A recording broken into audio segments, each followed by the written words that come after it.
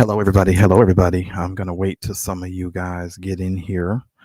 Um, I am live and I'm coming to you guys late at night.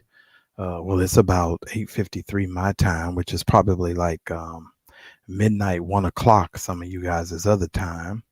And so I don't even know how many people is going to hear this. I didn't even make a thumbnail for this live as of yet, but I wanted to kind of talk to y'all tonight for just a second.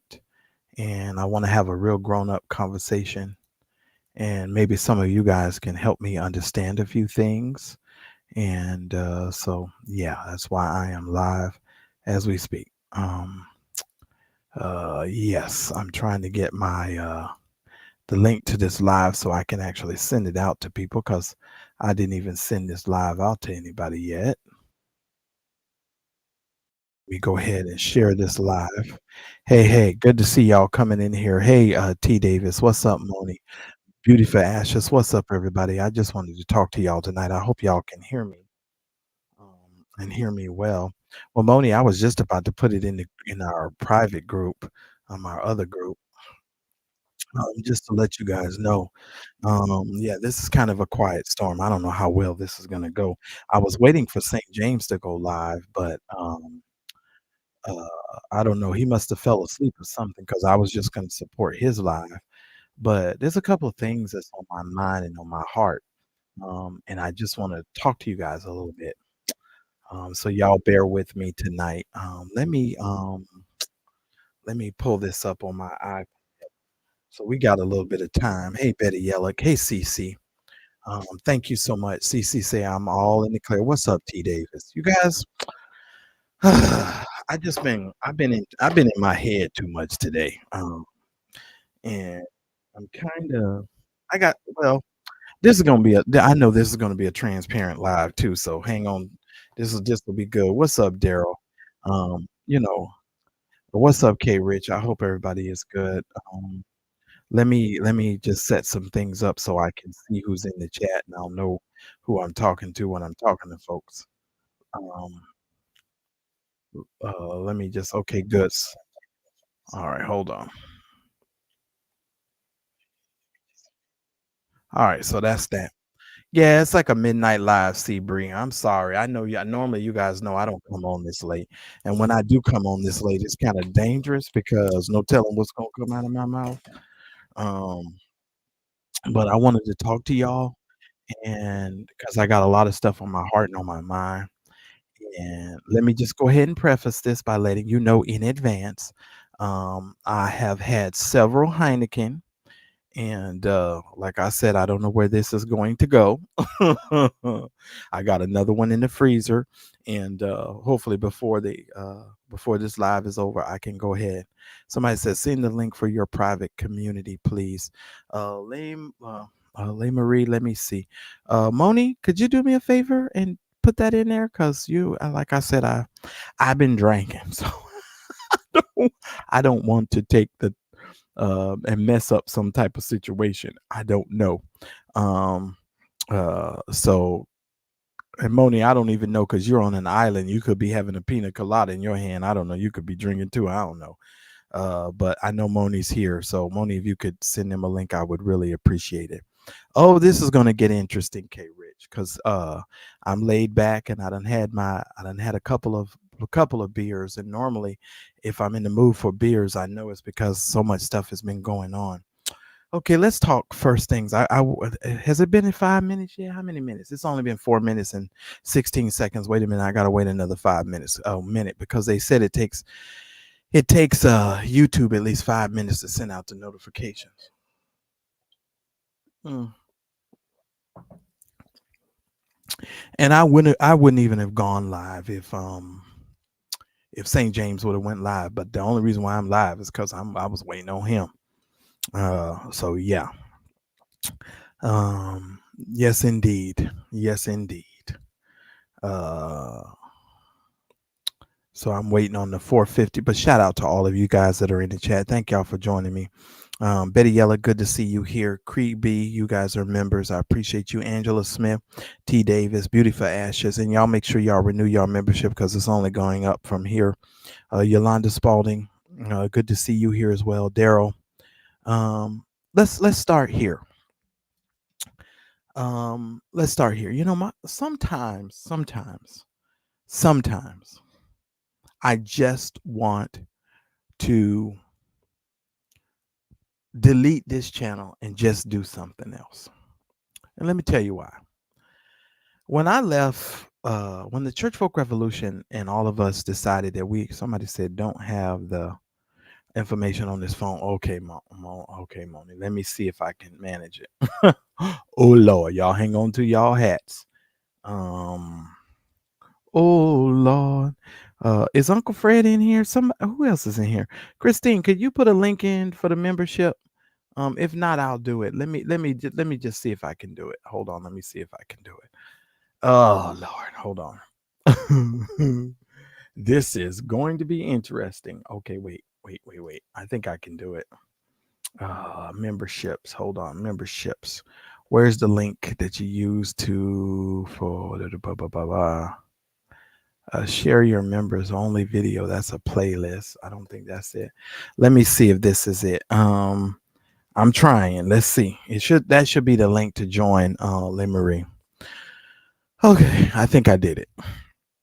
You know, I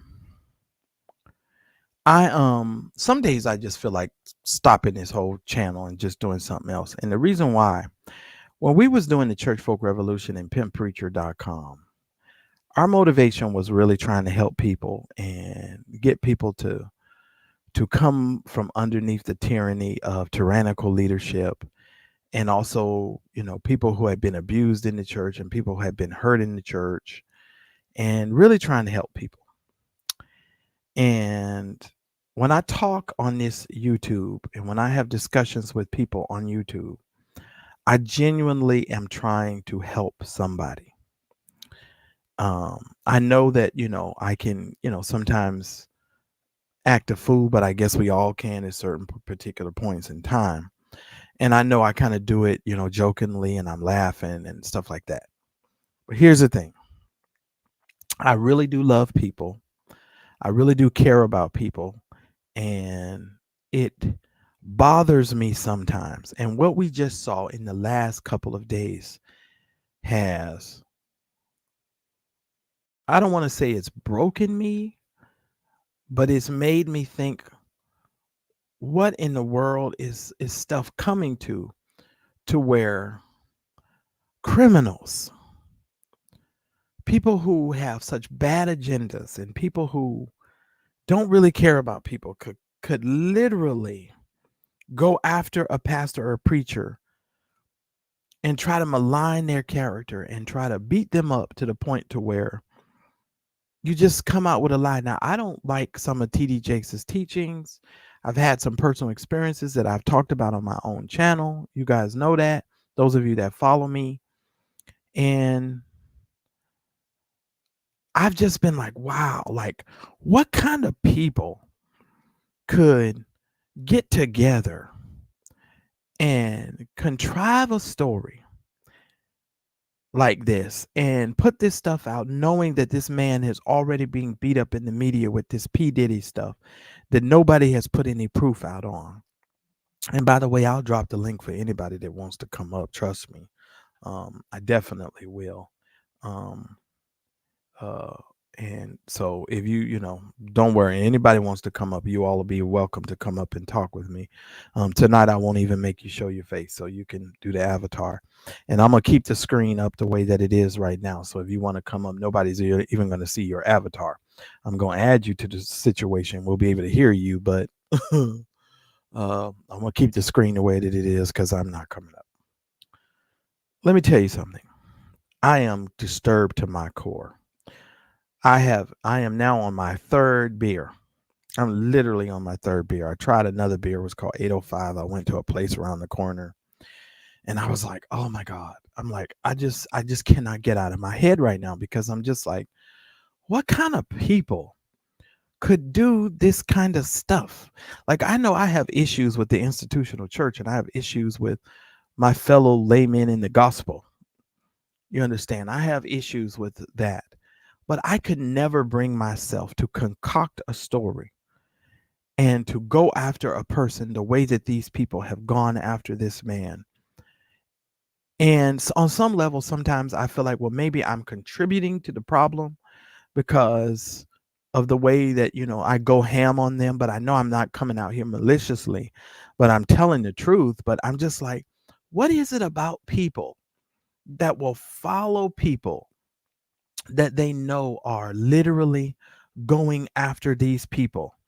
Um, I'm not gonna lie to you guys. It has I just can't get out of my head today. I'm just like, what in the world are we doing? What are we doing? Like, I understand that people are going to say, oh, he was at the P. Diddy party and all of this. And I'm sure that there might have been some situations, because I don't believe any man is innocent. Uh, I've done some stuff.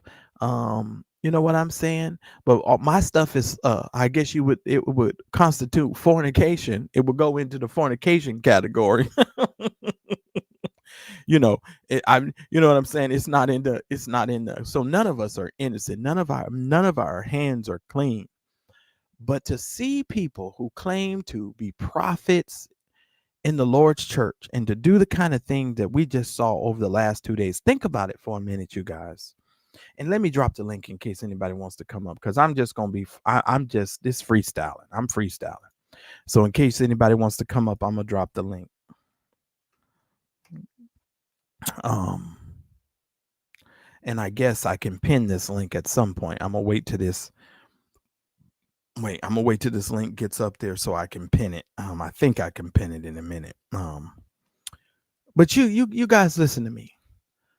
If you think about what has been done to this man, whether or not he's innocent or guilty, that's for the courts to decide, and that's for other people to formulate their own opinions. But for somebody to literally go after you and say you have done these things without a shred of evidence, and then when you submit your case, hey, Leigh Marie, good. Oh, that's Leah. Okay, Leah, thank you for becoming a member. I really do appreciate that. Thank you so much, Leah. For these people to do this, it really has hit me like a ton of bricks tonight. I don't know why. I literally don't know why. I'm just like, why would Larry, this- who claims to be somebody, which of course we've been able to see that he really doesn't care about people, and he surely doesn't care about the people of God, in my opinion. Why would somebody do this? Like this goes on to a whole nother level to me, because it's not so much about telling a story or helping people. You literally went after this man who, you know, these people have gone after him. It's almost like you guys, I don't know if it was Richard Youngblood and his brother getting together who decided to concoct this plan, but I don't believe that they did it on their own. And this is just my opinion. All of this is completely alleged. I'm just telling you what I'm thinking and how I'm feeling. I don't understand how people could get together to do this kind of diabolical stuff. And it just has hit me tonight like a ton of bricks. And I'm like, I'm just like, I don't get it. Let's start with this letter that the man sent. Within the first paragraph of this letter, you see clearly that these people have not been telling the truth from the beginning. Um, and let me be clear. From that initial state. Now, if you remember, Larry said that he saw the first top part of the letter. You remember he said he saw the first top part of the letter. Was he saying he saw the letterhead? Did he see the first paragraph? What did he see? Because if he read the first paragraph of this letter, he clearly knew what was being sent to TD Jakes, and he clearly understood that because the first paragraph pretty much took care of it all. And I think we showed you guys the first part of the letter. So the first part of the letter says that this was for settlement purposes only. So this was all about money from the beginning. They can't use this as, oh, I'm trying to tell my story, or I'm trying to, uh, I want to get the word out to help other people or to have other people. Now, and this is something I've been thinking about today as well. Have you heard any of these other vloggers say, if you've been victimized by TD Jakes, please come forward and tell your story? I don't believe I've heard any of these other people say that. I think that they have just taken this situation upon themselves and they just thought, oh, well, we're going to get paid, at the expense of somebody's reputation, and not just his reputation. I want you to hear me very carefully. And I know this might sound bad and some of you might find it interesting coming from me, but also his legacy. And when he talked about his legacy, when we read those papers, it kind of struck me a bit. It kind of struck me a bit. And let me tell you why it struck me a bit.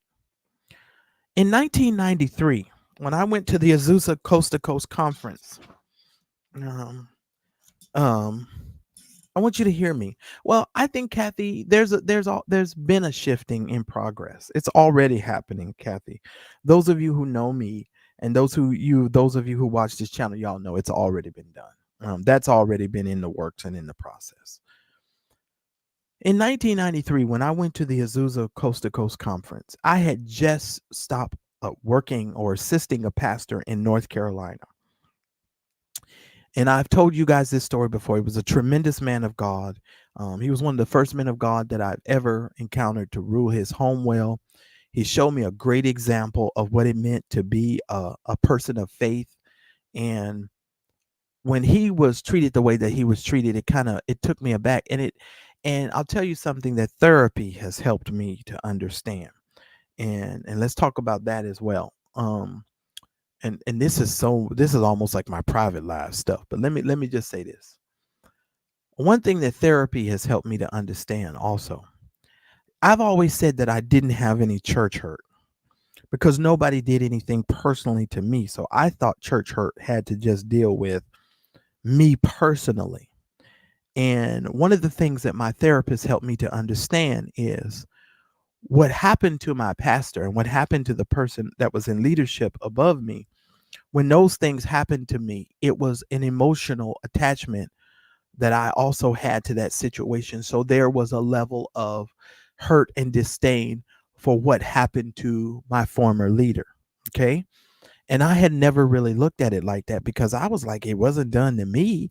And as long as a nigga ain't bothering me and they ain't done this stuff to me. So I was like, okay, I'm fine. But I never looked at it like, oh, they just screwed over the man of God that I was serving. And I was attached to this situation. So on some level, it was done to me. And I didn't look at it like that. I never looked at it like that. So I was like, oh, so are you trying to say I'm church hurt? I was like, are you trying to say I'm church hurt? Because, that's the weapon that, these folks use all the time. They always tell me, oh, these are a bunch of church hurt people. I just didn't see it that way. But now in retrospect, I can honestly say, because of what happened to my former pastor, it was very hurtful. And in 1993, I had been in Los Angeles and I had not been attending any sort of local fellowship or anything for quite some time. And so I was like, oh, okay, I just don't want to be bothered with church people anymore. I was like, okay, I'm so over it. Maybe I'll just spend my time serving God the best way I can and going about my whole business, right? I was like, okay, I don't want to have nothing to do with this. Until one of my friends was like, oh, Marcellus, you need to come to Crenshaw Christian Center because Carlton is coming to the Crenshaw Christian Center. Now you have to understand, I had been following Carlton Pearson and been around Carlton Pearson's ministry since I was 18 years old. Okay, 18 years old. And see, this is one of the reasons why I tell people all the time, stop talking to me about stuff that you don't know nothing about. You just met Carlton 7 days ago. You don't know, some of us have been following Carlton for 20 and 30 years. So I don't know what you're talking about. So that's a whole nother conversation within itself. So I'm like, okay. I said, I'm gonna go to Crenshaw Christian Center and I'm gonna go. And I go up to Crenshaw Christian Center. It was on a Wednesday night. And I think I've told you guys this if you guys have been following me for a while. TD Jakes came out. I never knew who TD Jakes was. I believe on the night that he came out to preach that night, I believe he had on a blue suit. And this is how I remember. This is how much I remember of this stuff. Either it was blue or purple. I don't remember. I think it was blue. And he preached a message. And I want to say, I don't know if he was in the book of Exodus. But he preached a message entitled The 25th Hour, where I think it was in the book of Joshua. I'm sorry. And he spoke about how God stopped the sun for Joshua in order for Joshua to defeat his enemies. And that message literally took me out of the pit that I was in and had been in for at least 6 to 7 months. And I thought to myself today, I said, I don't agree with everything that TD Jakes has done and said, but I have to respect the fact that he has contributed something to the lives of a lot of people, including myself. Because if I had not heard the message that he preached, I don't even know if I would be sitting on this internet talking to you all right now. But to think that these men got together and concocted this story, because I would never go into the dark back at shadows of any room or coven to come up with a story to mislead you or mislead anyone and make you think some type of thing about a person so that I could get a click, a like, and a view. And for some people, I know that's very difficult for them to believe because they want to attribute a lot of things to me and Daryl, But when Daryl and I got together and started talking about Larry, we talked about Larry because of the things that Larry was saying and he was doing. We talked about what Larry said out of his own mouth. We didn't create words for Larry. We just took the stuff that Larry said about himself and we played it back and we had commentary about the stuff that Larry said about himself. Larry said that if Shamako had a vagina, he would marry him. That's stuff that Larry said. Larry said, if anything ever come out on him, he would just deny it.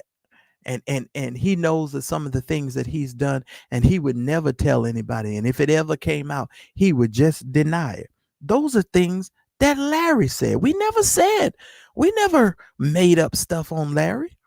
It was never any intention of trying to just go after the man. And there's been so many narratives that have been painted about some of this stuff that we have discussed. And now I want you to understand, I'm not rehearsing this because I'm just rehearsing it. I'm over it, but I'm rehearsing it because I know some of you are new to this channel and you're new to me and you don't really understand what kind of person I am. And so I'm trying to give you a window into my soul tonight, so to speak. We didn't go after Larry in that sense. We would have, I'm not that kind of person. I would never do that. But because of his own lies and because of his own inconsistencies and because of the things that he said out of his own mouth, it made us question a lot of the things that he was saying and he was doing. Let me also give you another transparent moment. I was a huge follower of Larry's after I got out of the Church Folk Revolution. We sort of disbanded and we weren't doing the radio shows and all that stuff anymore.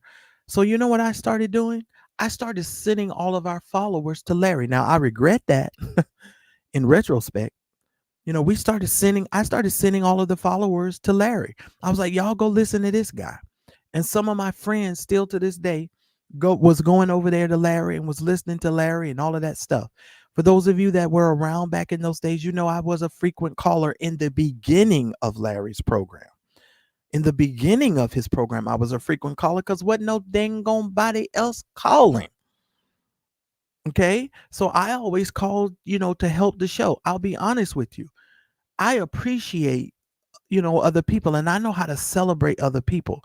I've never been a person who, used other people to try to take a step up, because what God has for me is for me. You understand what I mean? I've never had that kind of mentality. That's why I can applaud everybody. And when I come to, to anybody's platform or to anybody's whatever, I'm trying to help.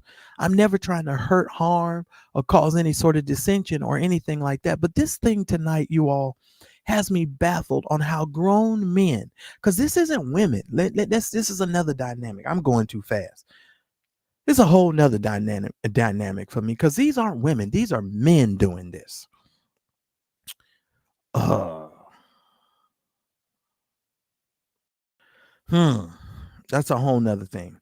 Y'all, let me stick a pin in there and we'll come back there. But TD Jakes changed my life. He took me out of a horrible pit, you all. I now know, because of therapy, that I was in a very bad place. I was really in a bad place. And the words that came out of TD Jakes's mouth on that Wednesday night seeped into the crevices of my soul and irrigated my soul. It took me from a dry, cracked, desolate place, and it brought me back to a place to where I could literally receive the word and to hear the word in a way that I had not heard the word for almost a year. So for people to just discredit that, and just try to say, oh, well, he hasn't done any significance. I'm sure some of you that are listening to me right now, there has been something that TD Jakes has said or that you have heard that is stuck in your spirit. And I'm gonna really blow your mind right now. I'm gonna blow your mind. Even if TD Jakes has done some things in his past, that doesn't mean that God cannot use him. If God can use a donkey, if God can tell a thief hanging on a cross next to him, today you will be with me in paradise. Obviously, God can take the worst of us and the things that we have done that is not pleasing to him, and he can turn those things around and he can still use us in some type of fashion. And I just told this to somebody on the phone today. If Duane Youngblood would have just put his book out and told his story, even though the story wasn't true, in my opinion, that's my opinion, and he just would have told the story and then started trying to, talk to people. I'm not talking about no dang on one-on-one counseling, because he don't have no business one-on-one counseling nobody, because he's too deceptive. And no, but just based on what we know now, you know if he would have put the book out and just went on his own and did his stuff, who knows? God could have used him to help somebody who was, in a bad situation. But because of how he is operating right now, it shows you the intricacies of his actual heart.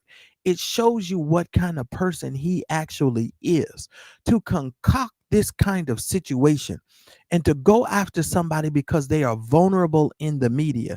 It literally shows you what kind of person they are. And I have pinned the link at the top of this at the top of the chat here. So if you want to come on, you can definitely bring yourself in, because I'm freestyling tonight. But it shows you what kind of person these people are. And for Larry, who claims all of these things about himself and all of these things about his platform, to not vet this story and to not really dig deeper. Now, here's another thing I want to lean on you guys and say, I want to give you the real truth here. I'm going to tell you the real truth. I don't know if Larry has the intellectual capacity to vet people. I don't think he has the ability to literally listen with a critical ear and use critical thought and have the cognitive reasoning skills to be able to assess whether or not an individual should belong on a platform, because Larry is just so happy to get the people up so he can tell the salaciousness of the story. Now, this is my opinion. Okay. This is my opinion. I don't think that he has it, because based on how he has been operating since I have seen him in 2015, he tends to take these nasty, ridiculous stories and he twists them to shape a narrative in order to garner the listener's ear, to make them think that he knows what he's talking about, when Larry half the time don't even know what he's talking about. And it's frustrating, sometimes to listen, because if you go back, for those of you that were back in the day listening to Larry, even when he told that Juanita Bynum story,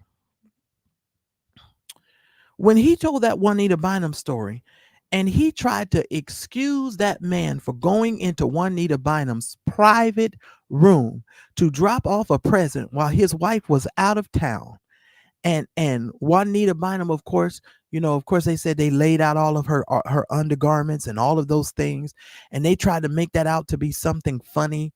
And if y'all want to know, that's when I literally stopped watching Larry, and I didn't pay Larry any attention. It wasn't even that last situation between me and Bernard Jordan. That wasn't even the last time. The time I really stopped listening to Larry was the Juanita Bynum story. I was done, because I saw how he took that story and just manipulated that story. And I was like, oh my God, this is horrible. This is literally horrible. I don't agree with Juanita Bynum either, but I'm just like, what are you doing, bro? Like, what are you doing? But if you read Youngblood's letter that they sent to T.D. Jakes, the first paragraph takes care of it all for you. That first paragraph is an indictment to this whole situation, ladies and gentlemen. Literally, that letter is an indictment to the whole situation. And while I'm talking to y'all right now, I just feel the need to pull up this letter. I'm gonna find this letter while I'm talking to y'all, because I got to share something with you in that letter, because that letter in itself was something else. I mean, it was something else. Let me see if I can find this letter real quick. Hold on. But I mean, that's where I'm at with it. I ain't gonna lie. Where are we at? 15. Let me see. I don't even know what number this letter. You all, this thing was 500 something pages. We deserve an Oscar and an award just for getting through all of these pages. But just know I'm gonna draw out some more of this stuff, because those affidavits are gonna become very crucial. And we're gonna get to the affidavits in this conversation with us. So hopefully some of y'all might fall asleep on me, but I got to get this out of my system tonight. I got to get it out of my system. Hey, Lexus driver. Hey, long time no talk to. Good to see you. What number am I on? What exhibit is 12? Okay, it ain't that one. I wish I knew what exhibit this was. This is 500 some pages. I'll be clicking on this stuff until Jesus come. Lord, hold on, y'all. I should have pulled this up. What are we at? 3730. Oh man, this is so much stuff. I'm sorry, I'm looking for the letter. Hold on, y'all. Give me a minute. I want to read this first paragraph. And you know what I'm gonna do with this? I'm just gonna focus on this letter tonight, because this letter within itself was enough. Let me see. Let's go. Yes, okay. 3729. Let's talk about this letter for a minute, because this is where I want to go, because I want to I need to get this out of my heart and out of my mind. The whole purpose of this live is because of the diabolicalness of what these men have done. If you really take a 360-degree view of what has happened to T.D. Jakes, I'm gonna boil it down for y'all in this statement right here. I'm gonna boil it down for you. These men got together and decided that the best course of action. I need you to understand that these men got together and decided that this was the best course of action, in my opinion, in order for them to get a $6 million payday. These men didn't really care who they hurt. They didn't care whose families were involved. They didn't care anything about the wives. They didn't care anything about the family, the children, nothing. They just saw themselves as being able to get a payday from a prominent preacher, because most preachers and most people in the Christian space, when you say these types of things, they just want to get this out of the media and they don't want to fight. They just want you to go your way and leave them alone. But here is this man who has achieved something. And I'm going to say this again. He has achieved something that very few preachers and very few men in America can achieve. And even though he used the Bible and the gospel, and I don't agree with it, I'm just saying this is America. And at my age, I'm sort of looking at a lot of things a whole lot different. Let me just say, a lot of people let these preachers get away with a lot of stuff, and we as a country have let them get away with a lot of stuff. So you can't hate the player, you just got to hate the game. And the last time I read an article that was written on T.D. Jakes in the Wall Street Journal, back when newspapers was being printed, okay, I knew way back then that T.D. Jakes was full of it, but that's just me. But for the course of this conversation, I just need for y'all to understand what I'm talking about, because I'm keeping it 100. Because I done told you he's helped me. I done told you I believe that, on some level there's a lot of bull going on. And there's two things about T.D. Jakes that are unforgivable for me. Let me just say this as well. There are two things that he said that are unforgivable for me. When Eddie Long had those relationships with those boys, and T.D. Jakes went on CNN, and he said that it was really, in essence, he was like, it's no big deal because those boys was of age, because 16 was the legal age of whatever in the state of Georgia. That's when I really stopped listening to T.D. Jakes, period. I never listened to another sermon. I never listened to anything else that T.D. Jakes ever said. To be honest with you guys, to this day, I've never listened to another sermon of T.D. Jakes. That's the first thing. And then T.D. Jakes had the nerve one day, MSNBC did a special on him, and T.D. Jakes said that Jesus was the product. If you don't believe me, you could probably Google it. When he said those two things, I have never paid him any attention ever again. Okay? Ever again. I never paid him any attention. Okay, because what was done to those young men by Eddie Long, you can sit here and debate it all you want to. You don't pay millions of dollars because y'all was reading books and playing hopscotch in the church parking lot.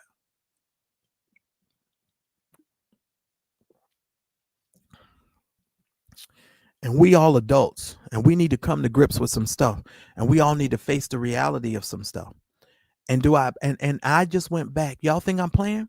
I went back today and watched Eddie Long's installation service of when Paul Morton made him a bishop. Okay, that's I'm telling you, I've been thinking all day. I'm like, okay, Lord, what you doing here? Okay, so listen to this. They sent a letter to Bishop Jakes. The first line of the letter says that my firm has been retained by Duane Youngblood. Mr. Youngblood, regarding harm visited upon him by Bishop Thomas Dexter Jakes, responded. The nature of Mr. Youngblood's concerns unwanted sexual assault and harassment. Now, I want you to understand the type of language that was used here, ladies and gentlemen, because you all know I am a language person. Y'all know I am a person who listens and studies the etymology of words, and I am a language dude. So listen to me carefully. He said unwanted sexual assault. So the implication here is that T.D. Jakes assaulted him. Now, based on what we have understood and heard of this case, ladies and gentlemen, at what point did T.D. Jakes assault Duane Youngblood? Was it the hug? Was it the kiss or alleged kiss that never happened? Because the kiss never happened, according to Duane Youngblood. He himself, he said never happened. Was it the phone call that assaulted him? At what point did T.D. Jakes assault Duane Youngblood? So the mere communication in this letter, and let me just say this about Pam, the lawyer lady. I'll be honest. I've only watched maybe one of her videos. I watched one of her videos, and I know they never believe me when I say this stuff, but it's really true. I watched one of her videos, and in the one video I saw, she was pretty fair. Okay, but I think sometimes we look at her because of her associations and the people that that she's uh that she's associated with, and I think sometimes we judge it based on that. Um, you know, but I don't know her, so I'm not going to make any sort of judgment there. St. James says she's a prosecutor. They say she's a prosecutor a person, so she kind of sees things from a prosecutorial kind of viewpoint. So I'm not going to judge it. I've never paid her any attention. I've never heard her say anything. I know as quiet as it's kept, yeah, it's going to be hard for y'all to believe, but I don't listen to those people like that. So I don't know what she said. And I do that so that I can keep my heart and my mind clear, because I don't want to be attacking people and talking poorly about people, especially if I've never heard them say anything negative about me. You understand what I'm saying? I don't know what she said. And even if she said something, I didn't hear it. So I don't know. But that's why I can keep myself in an objective place when I speak about these people, because I don't really know her. Okay. But this letter says that he was assaulted. How was he assaulted? And not only did they say he was assaulted, the second part of the letter says, and he was harassed. How was he harassed? Was he harassed because of the phone call? Was he harassed because, according to Duane Youngblood, he had to read the scriptures out loud in the congregation? Is that what made him feel harassed? I don't understand. And then the letter goes on to say this letter is intentionally void of the graphic details. Ladies and gentlemen, what graphic details have you heard in relation to this story that you would consider graphic?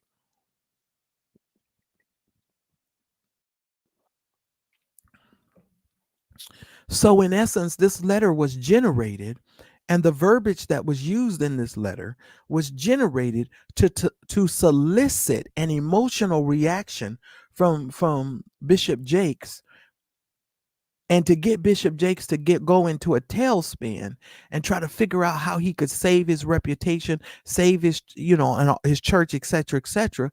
And so they felt like if we would have just sent this to him, he's just going to go ahead and pay. But see, this is why you have lawyers, because lawyers typically are not just going to run themselves and base things on a reaction. They're going to literally go ahead and say, okay, let's take a look at what's actually being said and being done.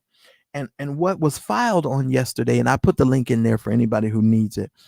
What was done on yesterday showed us a level of diabolicalness to this whole situation that we really need to understand and really give some thought to and some meditation to. And ladies and gentlemen, if we just stop and really think for a moment, we haven't even got to the rest of this case. We just talking about the letter that was sent, because this letter makes all of the difference when you can read how it was written and how it was sent over to him. And keep in mind, they were contacting him at the church. They weren't contacting, you know what I'm saying? They were contacting him at church.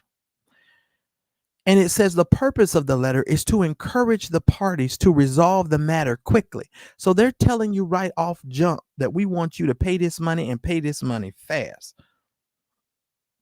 We're not trying to drag this out. We want to do this quickly and privately. So, dude, we want you to keep this a secret. We don't want to bring this out in the public. We want this to stay quiet. Just go on and pay us the money. The very next part of the letter is in all bold print. It's in all bold print. It says, for settlement purposes only. So they are communicating with these people for settlement purposes only. Mari, I got you. Can you hear me? Yeah, I can hear you. Can you hear me all right? Uh-oh. Mari, Can you hear me? Oh, can you hear me? I can see you backstage, but I can't I Oh, don't hear you. hold on. Oh, she's gonna go out and come back in. For settlement purposes only. It says the opening settlement demand is $6 million period. And then they ended it with saying the demand is negotiable. I want y'all to hear me. The negotiable part is the only part of that sentence that is in bold. Mari, can you hear me? I can hear you. Can you hear me now? Mari. No? Okay, Hello? well, let me Hello? take stuff off my screen, Mari. Oh, Because maybe that's keeping me from hearing you. I don't know. Because it says everything else as well. Can you say yeah. something?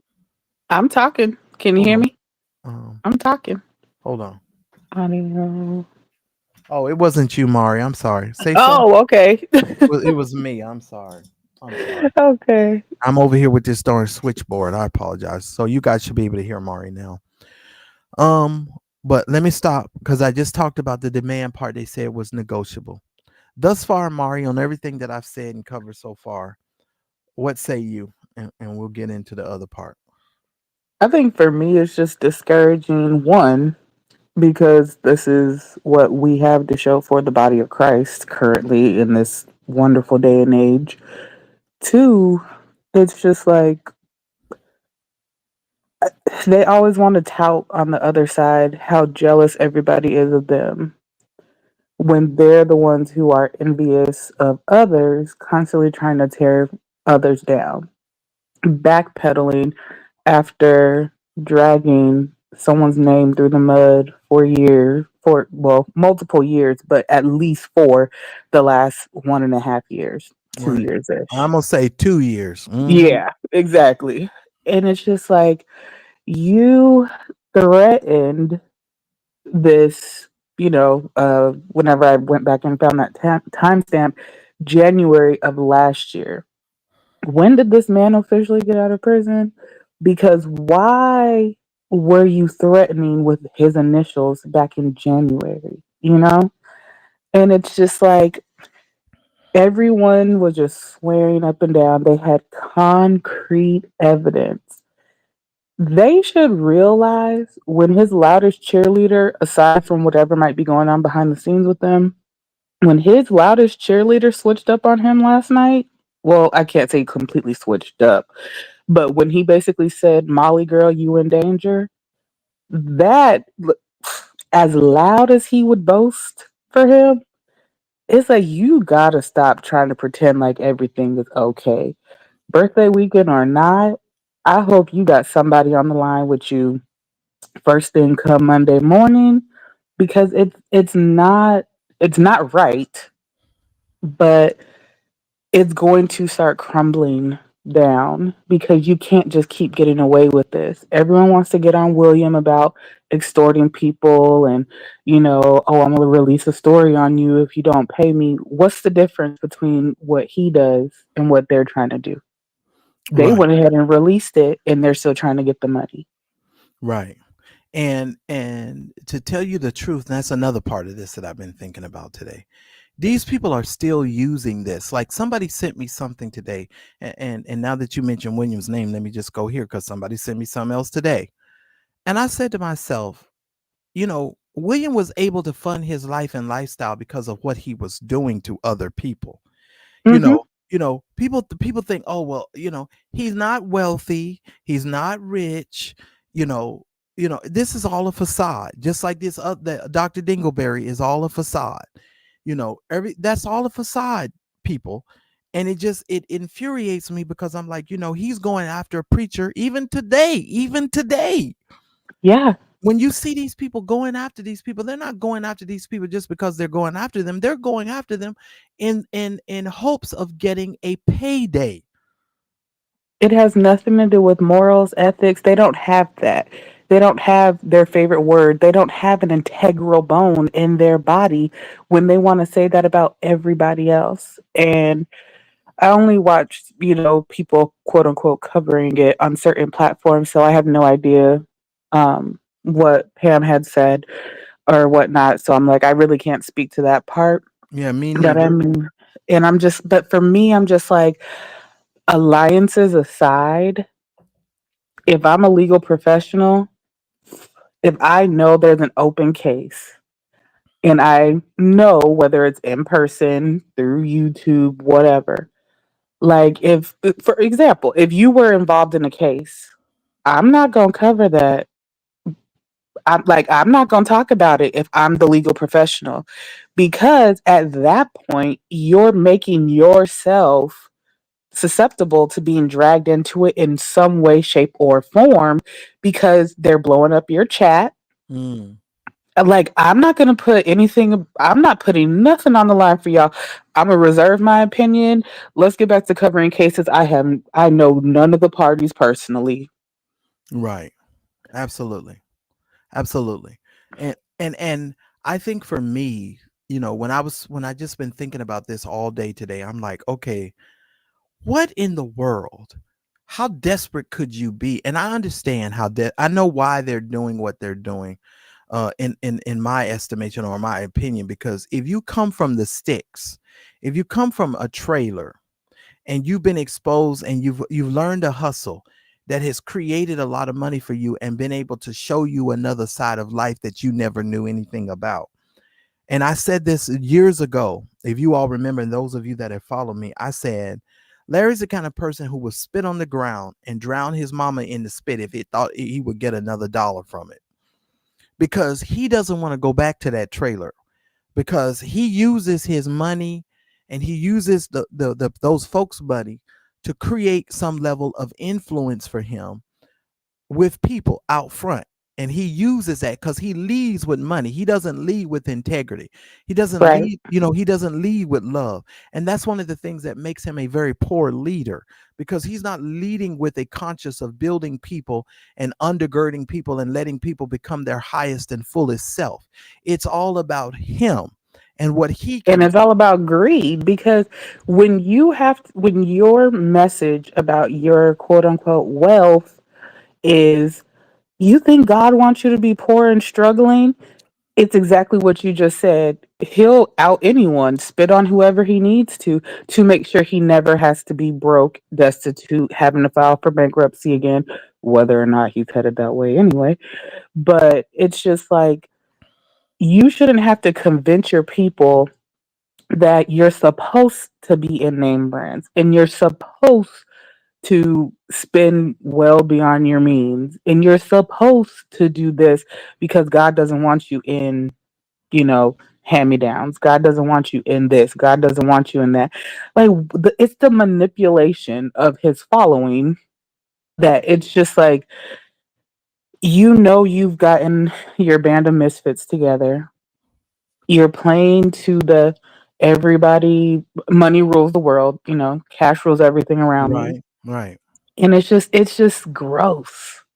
Yeah, and honestly, and let me move it to the next level after this letter, because you guys got to remember that he responded. And what I'm going to be doing over the next several days and next week, I'm going to go back and I'm going to read Youngblood's initial response to this case and this filing.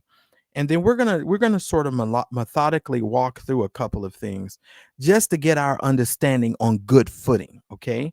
Because a lot of people, I talked to Vincent today, you guys, and me and Vincent disagree on one thing. We agree, but we disagree. Okay, so let me tell you what we agree and disagree on.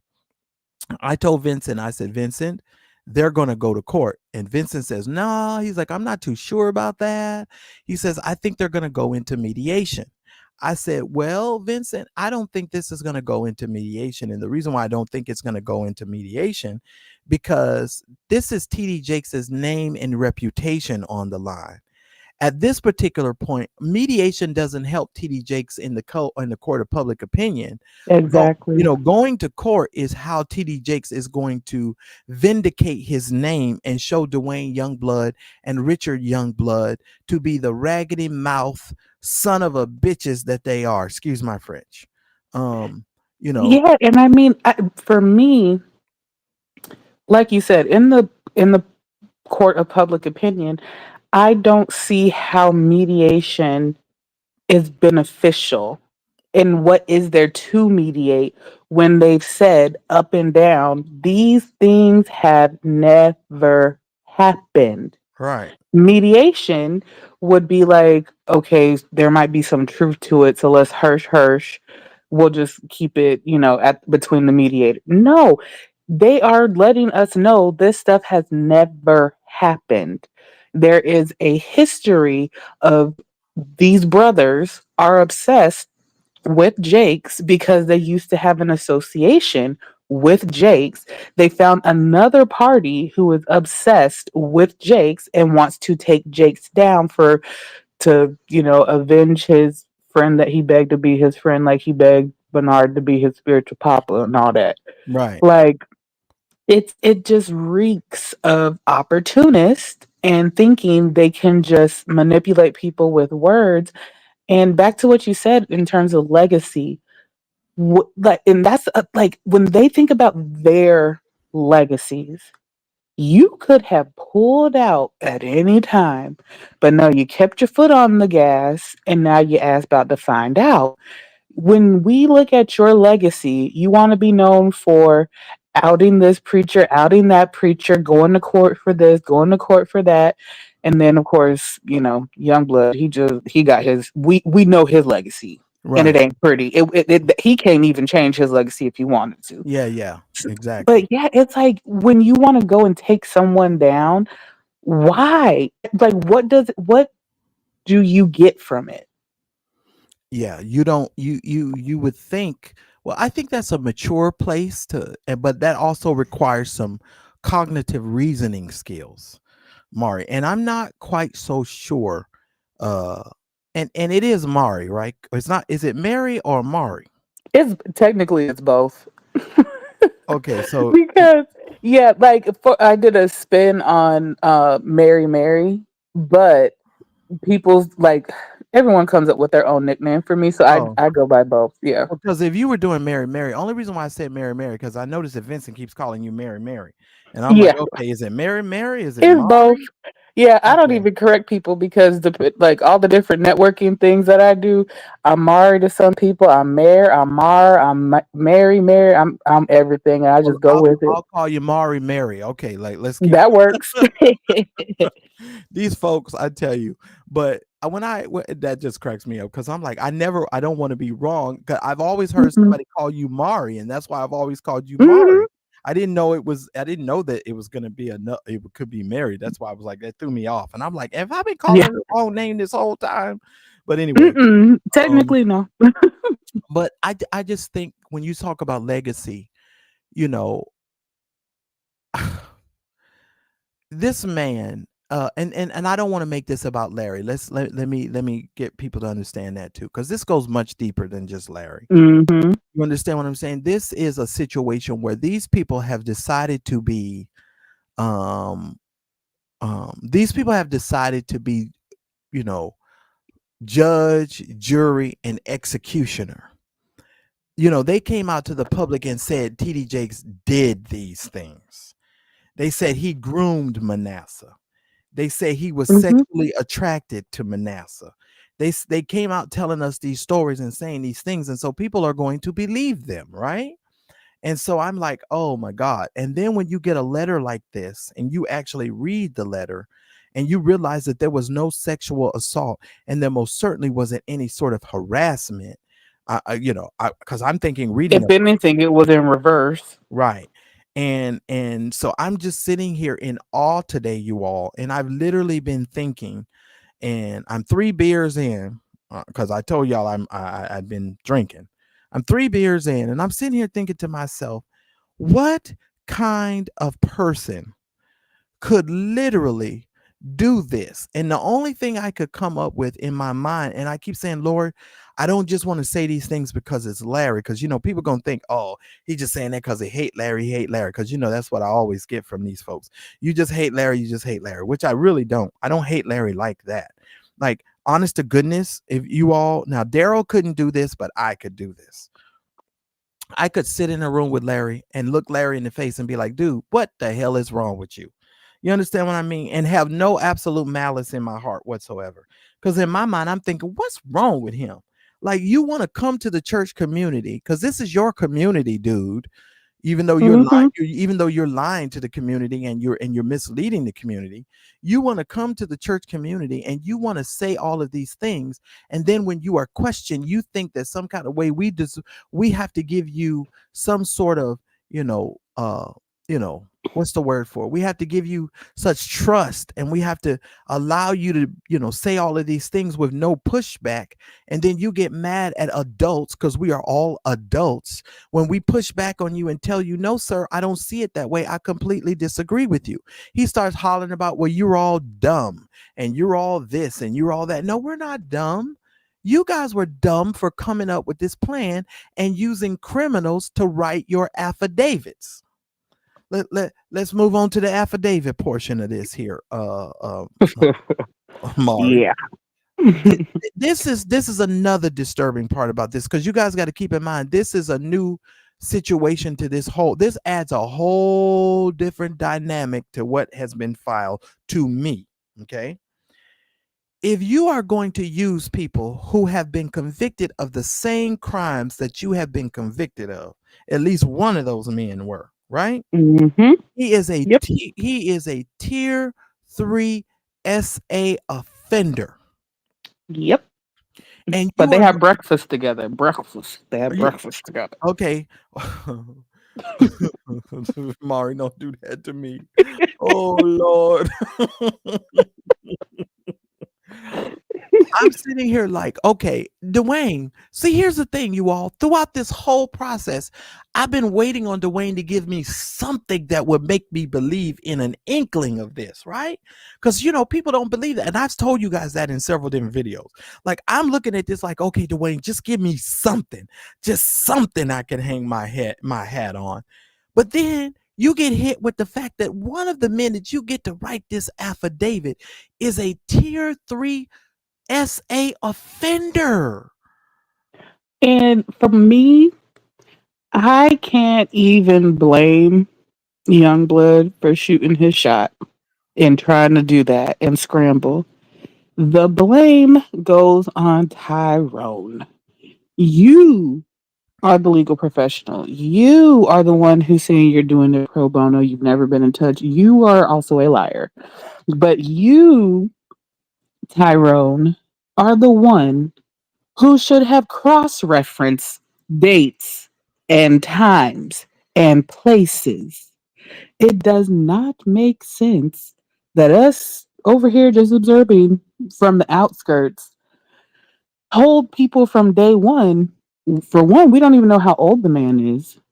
Something happened in the 90s, but he was 52 in the 90s, but now he's only 13 in the 90s. We could never get a solid year, age, or anything out of this man. Right.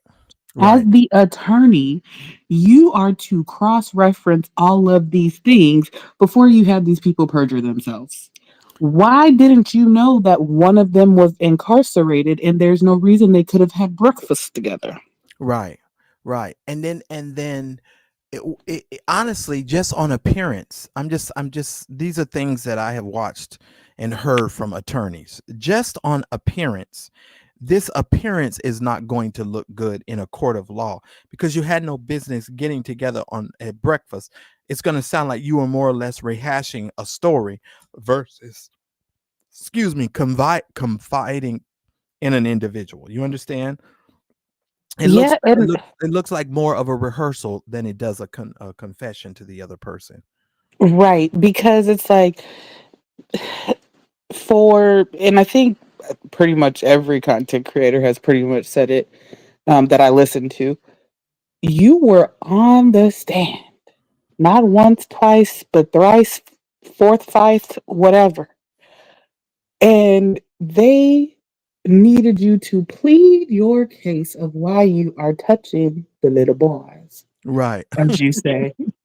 And The little boy. you never once Correct. thought to say this in all those years, the past 20 years that you've been telling this story, but you have not told it in front of a judge.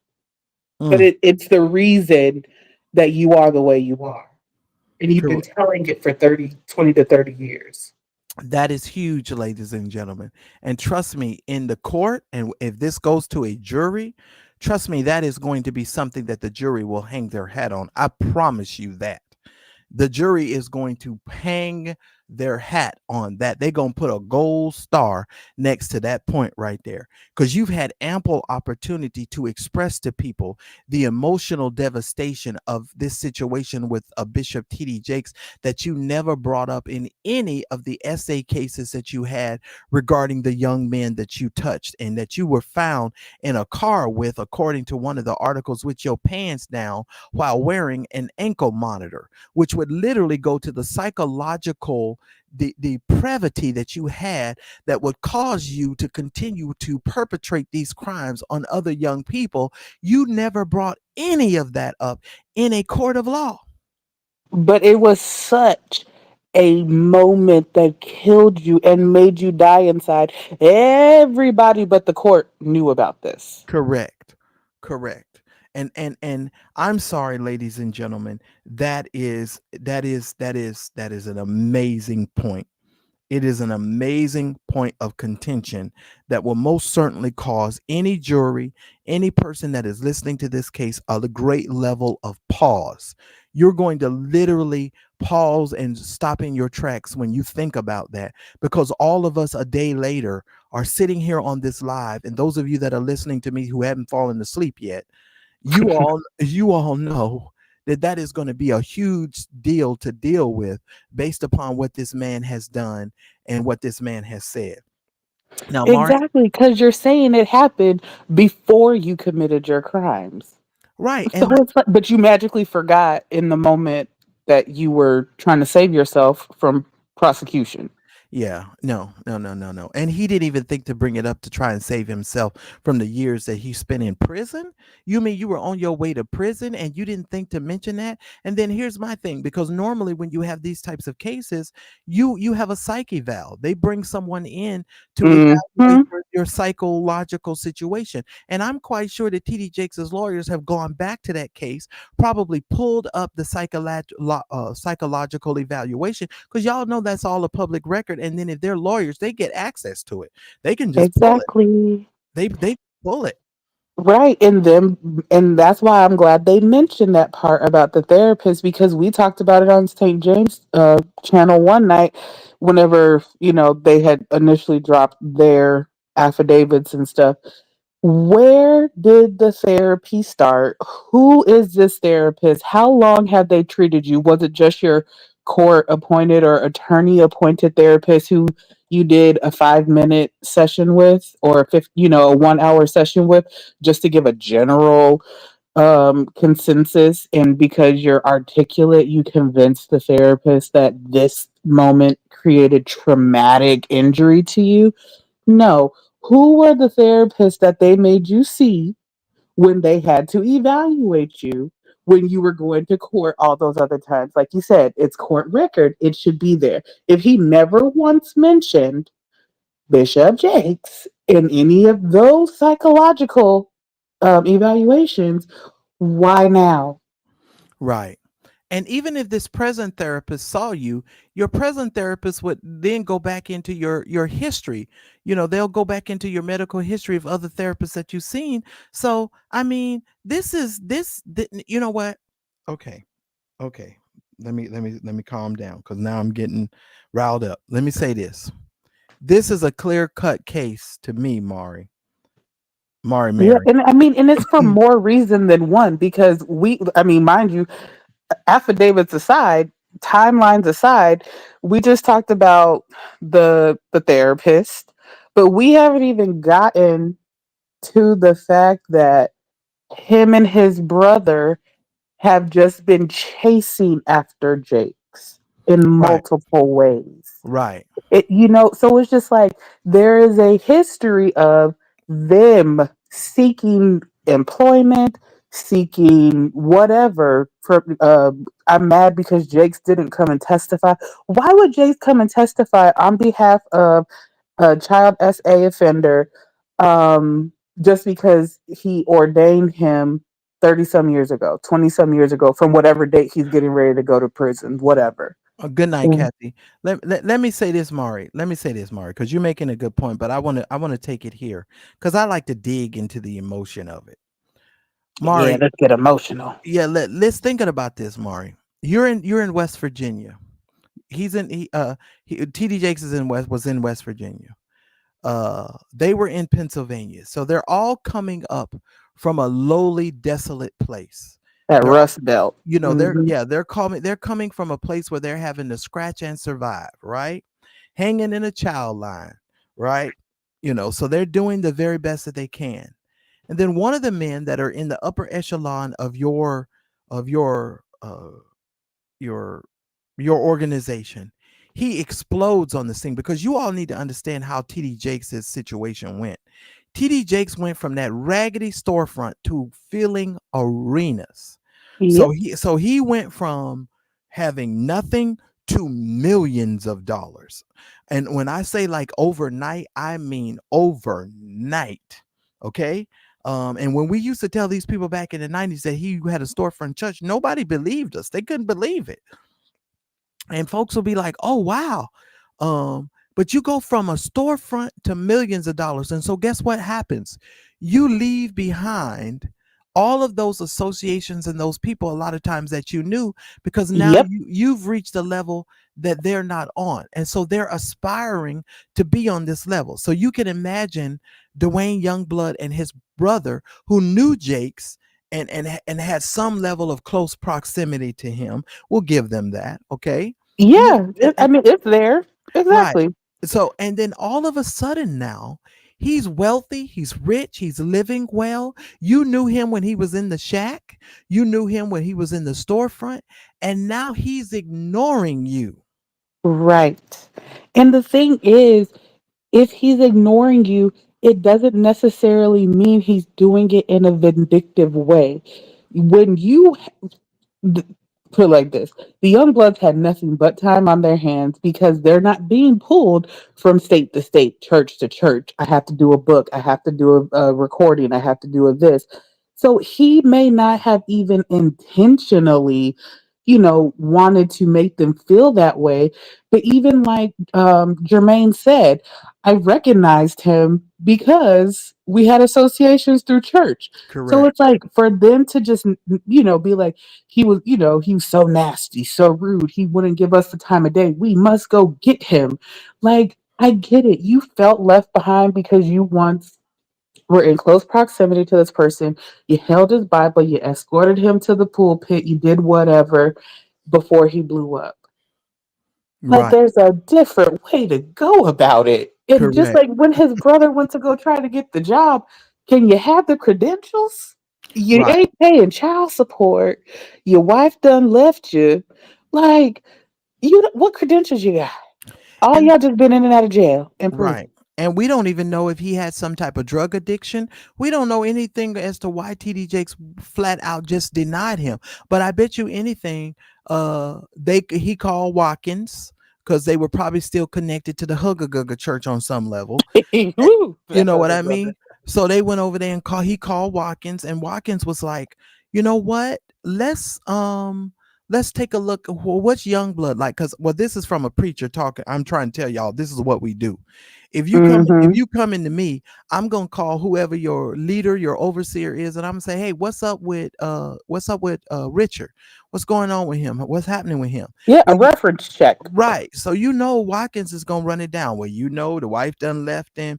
This is what he was doing in the church and in the organization, and this is what's going on. And so what folks is gonna do, um, what he's gonna do is he's gonna say, you know what, just based on those things, he's gonna probably call Richard and say, hey Richard, I'm gonna need you to get some things together before I could even move in that direction. And you got to get, and honestly, a person of Richard's age, sometimes if you're a leader and you talk to another individual like that, they're going to take it as complete disrespect, because who are you to tell me I need to get myself together and what I need to do? I'm a grown man, da da da da da da da da. Yeah, You and I understand? mean, and again, all that stuff.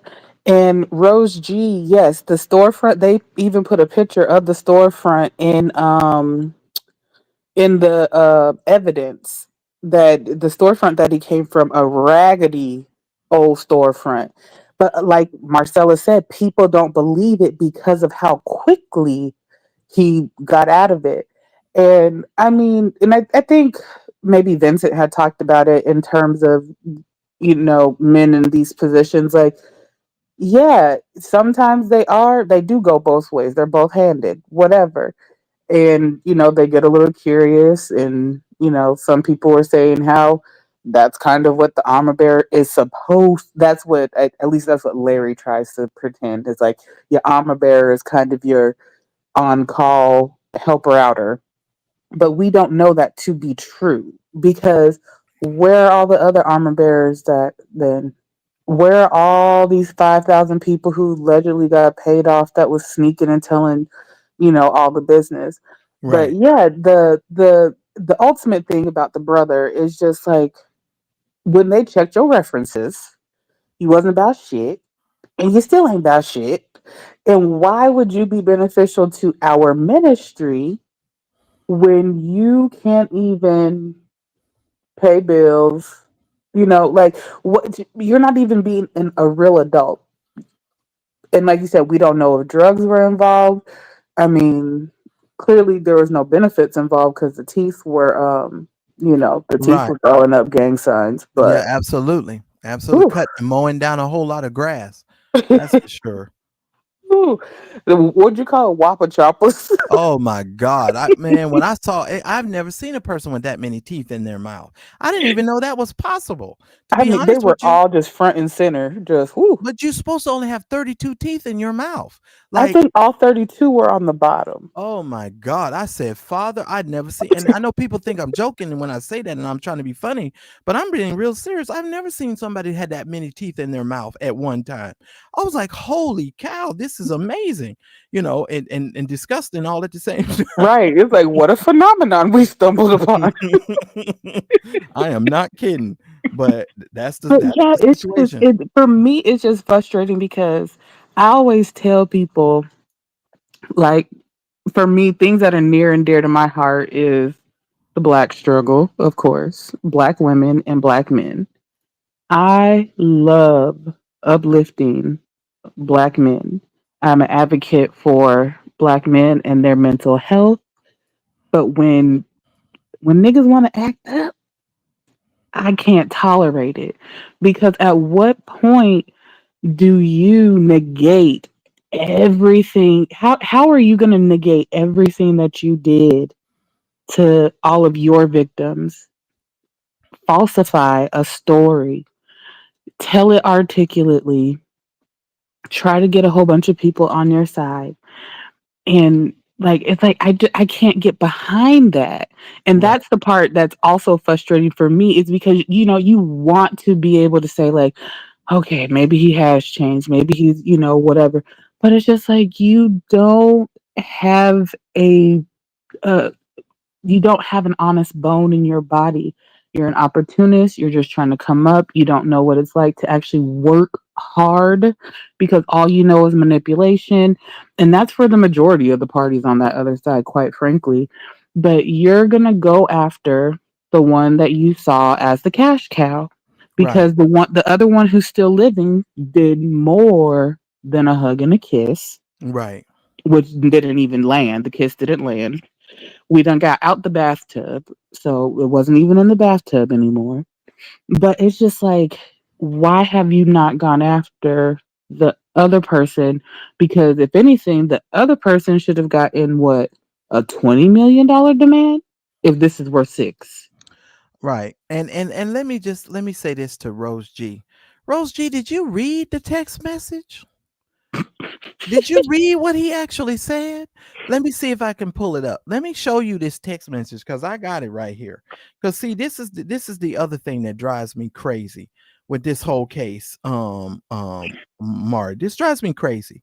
Because Yeah, when you look at what he actually said, let me see. Do I still have that thing in here? I should. Where is it? This is the text message that TD Jake sent to him in the middle of the night. Now, y'all need to understand something.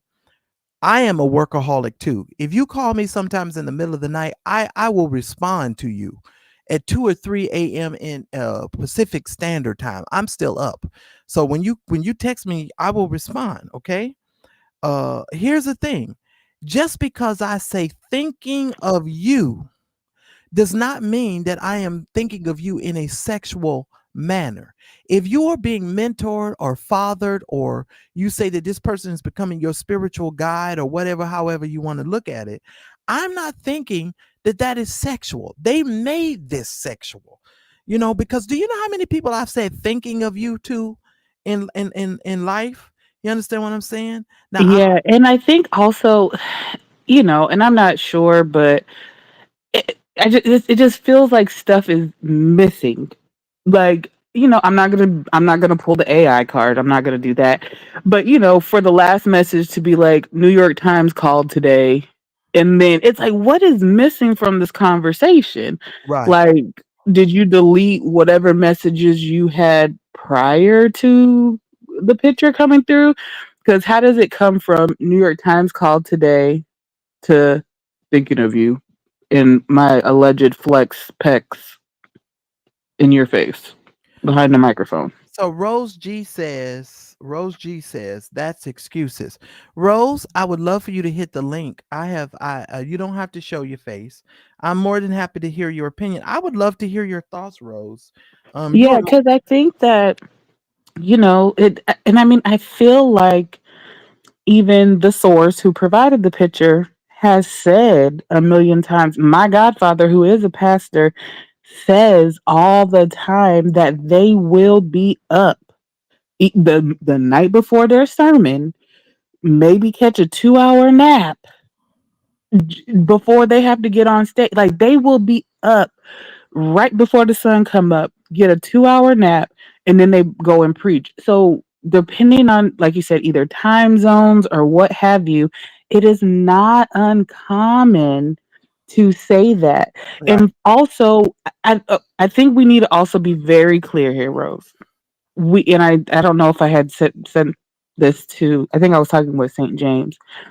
The way that these people go around calling each other daddy and Mm-hmm. papa and Mm-hmm. whatever, why is thinking of you so off guard? Right, and because this is where I want to go with this, Mari. Now, I'm gonna just go ahead and cut the legs off and get straight to the point.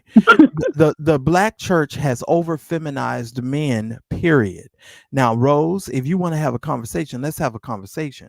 Black men in the black church have been over feminized, and the way that sometimes black men in the black church speak, it's almost like a woman is speaking half the damn time. And to be really honest with you, and that's just how I feel as a man. And you have to strip away and you have to pull away from that type of speech, because all of that, oh God, please don't get offended at what I'm about to say. uh Most of that is bitch speak. You're talking like a female. You understand what I'm saying? And until you're able to sort of divest yourself of that and kind of pull away from all of that shit, you're gonna sound like a bitch. And I'm sorry, I just have to say it how I say it and Yeah. how I feel. Well, and then I mean, and even when you okay, so when it's Pastor Appreciation Sunday, at I'm least just in my Baptist church that I grew up in, it's Pastor Appreciation Sunday. The guest pastor who has known the pastor for X amount of years comes up. What is the first thing they do? I remember it was 2:30 in the morning one night, and I called Pastor so and so, or I text Pastor so and so because whatever, whatever. It is not uncommon. And like I said, I feel like there are messages missing to the prelude of that message coming in. Because if they were flirting for whatever reason, I just feel like there might be something missing. But either way, it is not uncommon for pastors to speak highly of other pastors, prophets, whoever's, whatever, because they have those relationships at weird hours of the night. Like, for me, I don't think that thinking of you is a bad thing, because I've heard men who are confident in their sexuality and heterosexual say that right. about other men and I- to other men. well, let me go here. Clarence McClendon one time on a Sunday morning. He was preaching a sermon and he told us, he said, if you got an enemy, somebody that you don't like, he said, and you trying to keep your heart right. He said, what you need to do is go buy a card, and in the inside of the card, write thinking of you.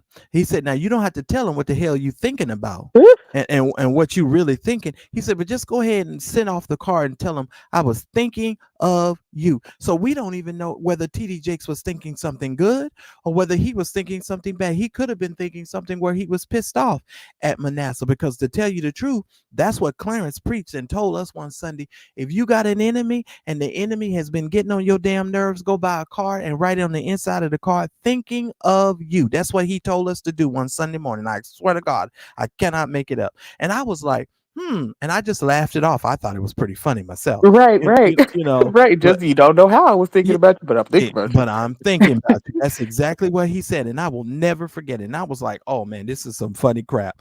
But Yeah, it, in our society, and I'm gonna let you go. I'm gonna let you say it, Mari. yeah, But yeah, in yeah.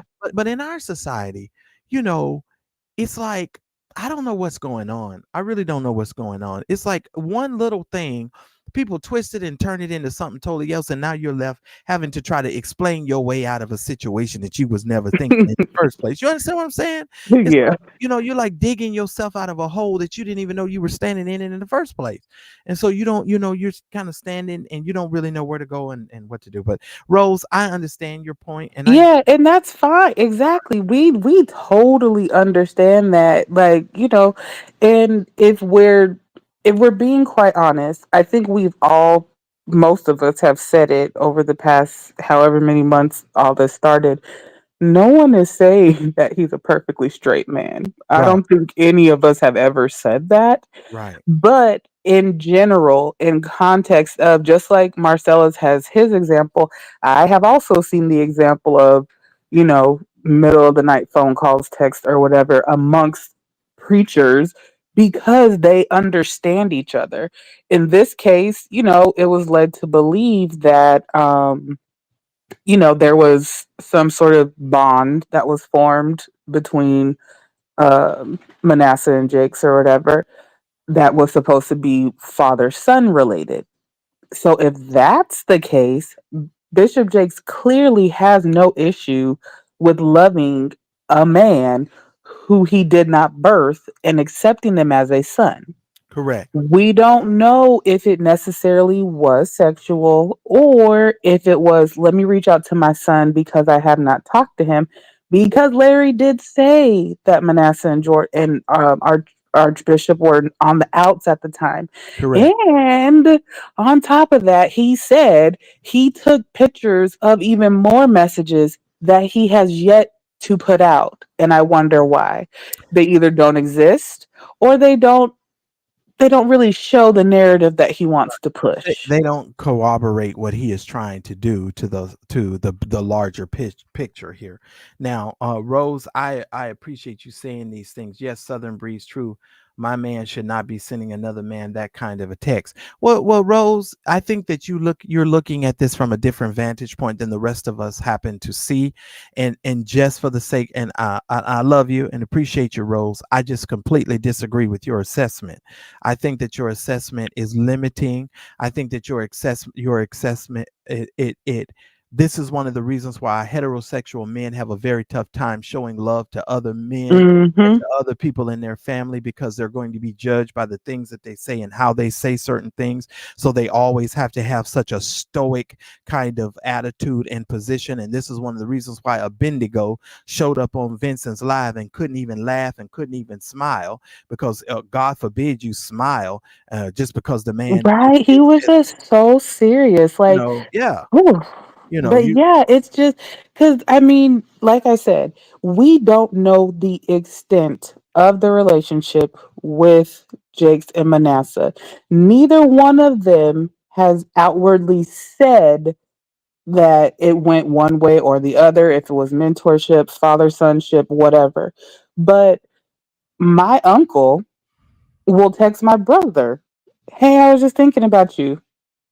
Mhm. So in this case, it's his spiritual father, Right. regardless of the time. And I mean, I put it like this: I have one aunt; she be up at whatever time she want to be up. hey niece, just thinking about you. My Right. arthritis is just acting up, so I'm just up early in the morning. What if, But it's just like we do not know the full context of the Right. relationship with them. Well, no, let me be very clear, Rose G. I have clearly said how I feel about TD Jakes, and I have expressed the totality of my feelings concerning this entire matter. If you have been following my channel and you have heard me speak on this, then I don't understand how you could make that statement. I've even gone as far as to tell you all what my experience was when I went to the first Manpower conference that TD Jakes had in California. So you are either new to my channel or you just don't know me. So that Yeah, is, and I mean, you even said earlier in the live, the last sermon of Jake's that you ever listened to was how old ago? oh my God, Yeah, Jesus. that's what I'm saying. I'm like, none of us are giving him a clean slate. We are just saying the other side of this, the defendants and co-defendants, that the John Does. We're just saying that they did not come correct. They lied. We all know for a fact Jake's is not squeaky clean. Right. Hell, none of us are. No one Exactly. is saying that. We're just saying defamation has been proven in our opinion. And for me, I think it's also extortion because of what was said in the demand letter. We're Correct. purposely leaving out the traumatic detail or whatever that he said. Like, why? Come guns a blazing. Tell me what, because me, when I receive demands from attorneys, it's encompassed with medical reports, bills, and then a breakdown of the pain and suffering.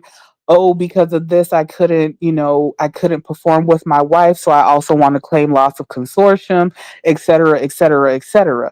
Demand letters are usually accompanied with evidence Correct. because uh, Tyrone tried to use the example of a car accident. Okay, well, Tyrone, when you think about a car accident, you have an estimate, you have photos, you might have a police report, you might have an ambulance bill. That's evidence that an actual loss occurred. We don't have any tangible evidence that a loss or any sort of traumatic event actually happened. A house catching on fire or someone setting the house on fire, we can see that.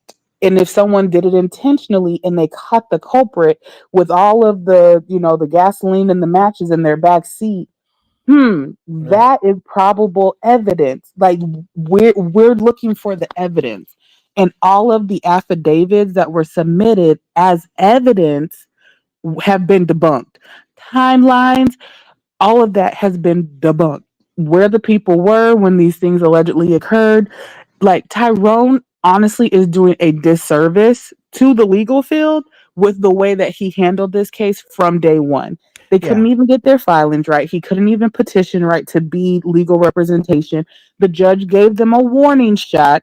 Get your clerical and admin shit in order first, and then try to argue your case. Yeah. Well, I Like mean, he gave him a pass. yeah, but he's giving the legal field a bad reputation with that damn ragged ass afro he has. Now, Rose G says, "Mad church, as I said, with all due respect, the text is suspicious. It gives gay." Well, if I'm gonna be really honest with you, a lot of shit in the institutional church gives gay, Rose. Not just a text message. I mean, if I wanted to go down the line, we could start talking about all of these robes and all of this bullshit that these Go grown men deeper, are. Papa, You because know I will exactly. never. And granted, yes, these text messages were sent in what 16, 17, or whatever. But the way that the church, and just think about it in context of that, we didn't have live streaming as popular as it is now. Everyone is pulling out their phones and live streaming in the moment, so we get to see Lovey kissing Jabba, Jabba or Jaffa. Which one did he kiss? I'd be forgetting who's who. But we got to see him kiss Papa. They're all going, ooh, ah, go deeper, go deeper. There are a lot of things that are said in these churches with all of these bishops who are all in the same network. That is very suspicious. Yeah, and well said, Mari.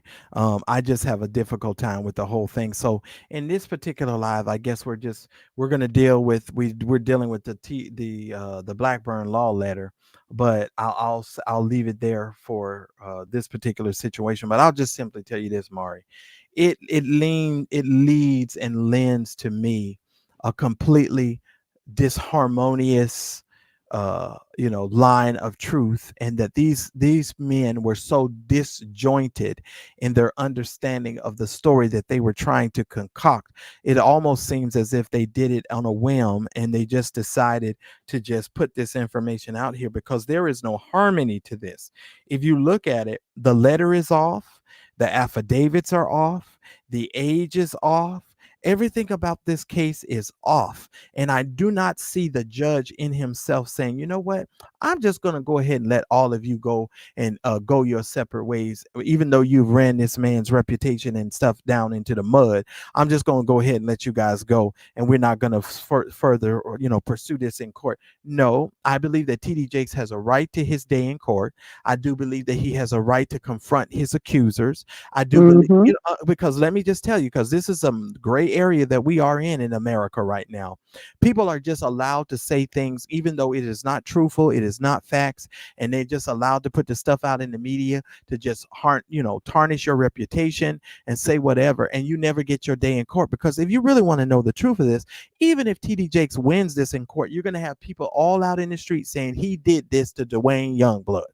And we already know who the front man, the front line leader is going to be. We know who the drum major is going to be.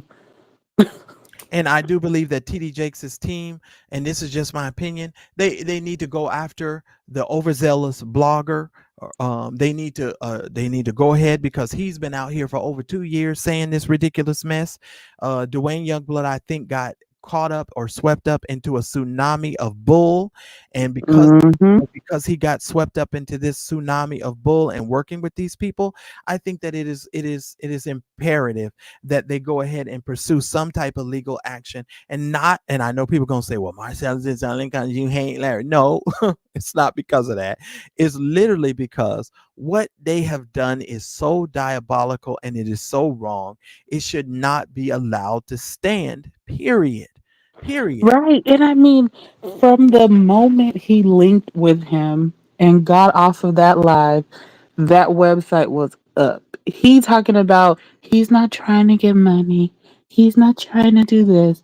But you got a whole website and domain of your name, services offered, and the two videos, part one and part two, and a raggedy publicist. But we're not gonna go over there with the publicist because Right. get it No, how no. you can. Right. Get it how Yeah. you can. Yeah. We'll But we'll get into that in another video, because I mean this takes some real dissecting when you understand the dynamics of this. We haven't even got to the publicist part, because my thing is, if you are just seeking to help people and you're seeking to get out a book and you're seeking to do your stuff, okay, sir, then why did you this is an orchestrated attempt for you to promote yourself, promote your book, and to promote this story that you have told about this man with no evidence, by even going so far as to hire a publicist to publicize. That's the reason why you have what a publicist is. It is to publicize. So you were going to go on an all-out assault and publicize this information, knowing full darn well that just based on what you submitted in your legal document with your lawyer says that it was concerns with unwanted sexual assault and harassment. How were you hmm assaulted, sir? You were not assaulted. And yep. I don't even believe you were harassed. If you were harassed, it was probably in the Hugga Gugga church. And now you want to, toss all of that stuff on the TD Jakes. But I'm sorry, sir. If, as Johnny Cochran would say, if it don't fit, you must have quit, ladies and gentlemen. I'm sorry. You just have Yeah, but and Christine is right. The black church lingo, baby, they be saying certain stuff, and I be like, huh, what you just exactly, said? exactly, But exactly. yeah, okay. Now, because I am, I consider myself a secular saint, so I don't get super deep into all these churches and their lineages, or however that word is. What does Huggaguga stand for again? What was the acronym? Yeah, What that was, yeah, I don't recall. higher? Yeah, Higher Ground Assemblies of America, God something. Okay, because Hug I'm a like, Gug. I know it's an acronym for something, but I just love saying hug a go. Hug a Gug. That's what it stands for. But yeah, for me, I just cannot believe the audacity in terms of you have these outlandish stories, and clearly the obsession is with Jake's. Like, Right. you did not send a demand letter to your other perpetrator who is still alive. Right. And you put in bold letters for settlement purposes only. Yeah, yeah. But mind you, he was not represented by him. Correct. And that's the other lie that was told because we ain't even got into that other part. That's Yeah, that. it's just the when he let Larry get into his head, oh God, I don't understand. And it's But just sad. keep in mind, Larry's been going around on the internet saying TD Jakes is dumb. He's the dumb one. He And loves him. yeah, Stop. you know what I mean? And then when you look at how this whole case was put together, you're sitting around going, "No, guys, you were dumb. You used criminals in a legal affidavit, and these gentlemen one of them was guilty of the same crime as Duane Youngblood. He is a tier 3 offender." Every single one of them got multiple mugshots and a record and a rap sheet. Yeah, no, and I'm gonna have to tell you at this particular point, I don't really believe anything that any of these men saying, and I'm just gonna tell you, the Blackburn is. I see the judge at some point, and especially if the other TD Jakes' lawyers bring up how he's being reprimanded in New York and what's going on with that New York case, I can kind of see the judge handling Tyrone Blackburn his ass in court. I can literally see them speaking to him in chambers and handing him his ass. If he doesn't do it in public, he will most certainly do it to him in private because this is bullshit.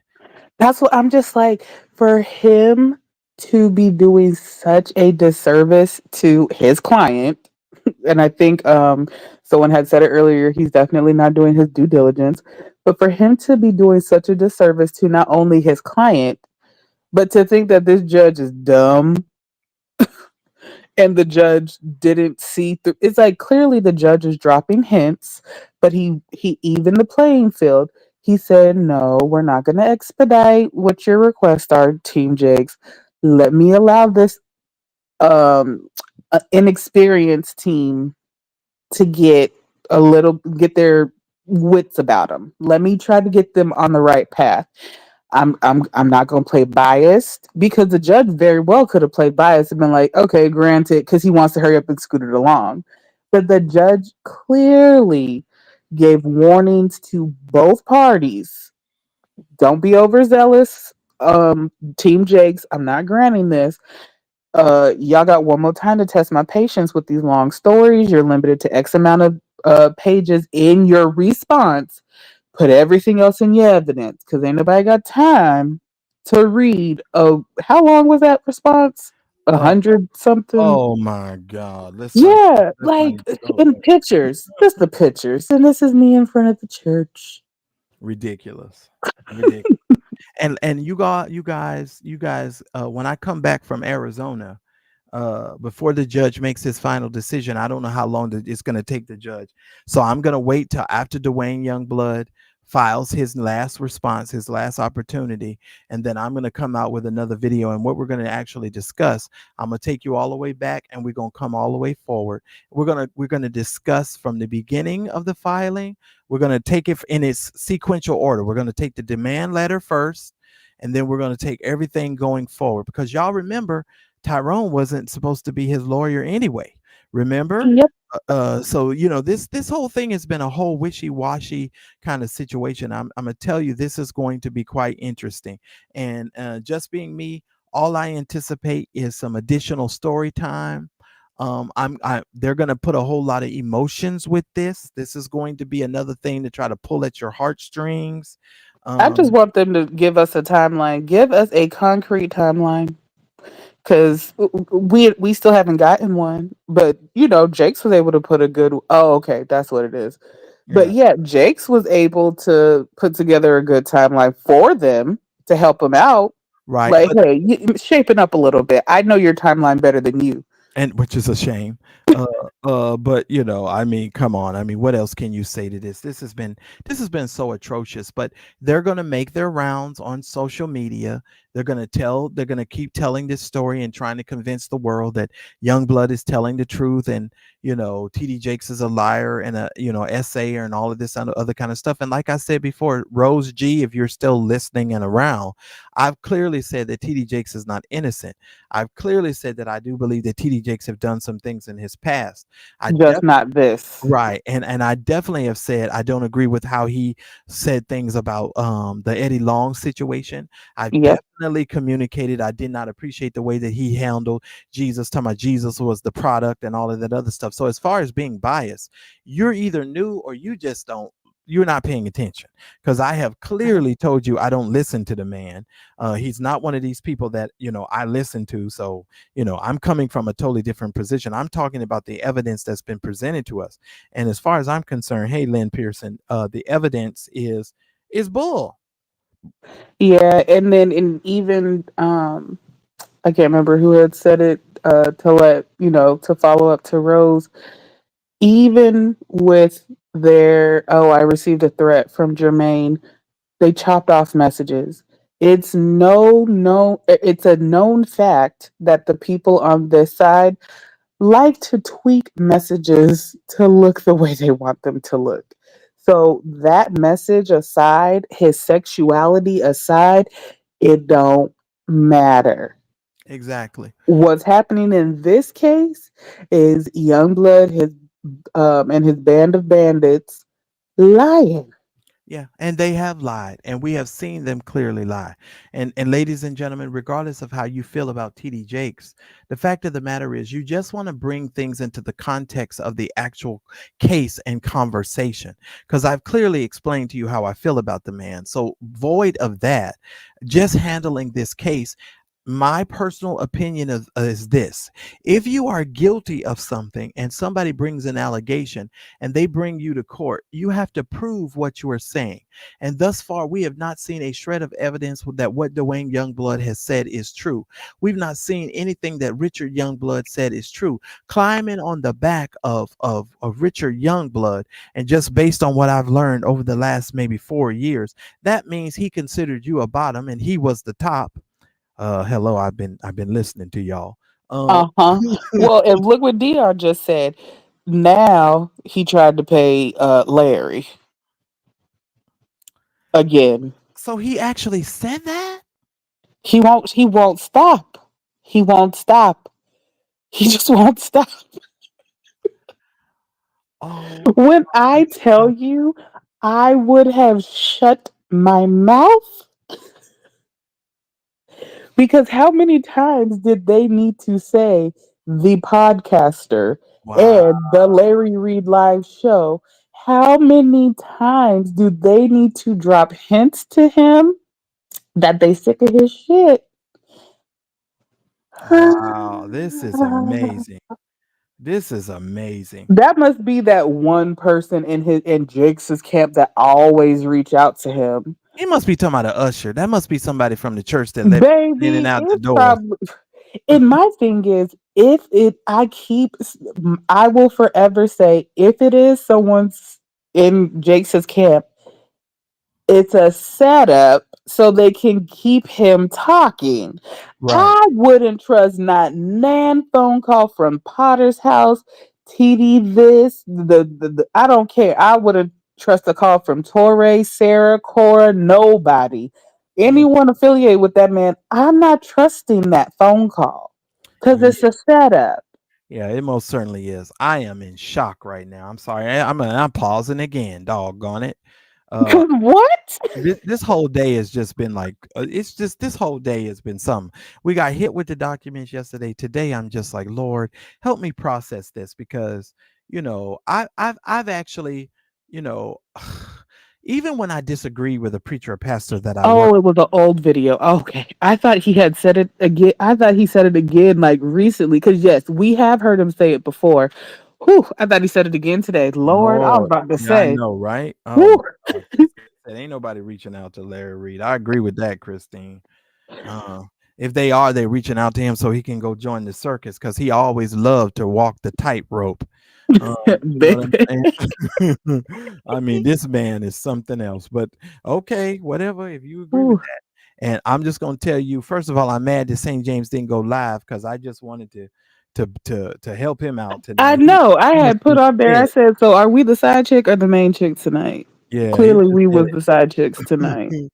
Can y'all please do me a favor and hit the like button? I've had over 200 of y'all live. I'm only at 79 likes.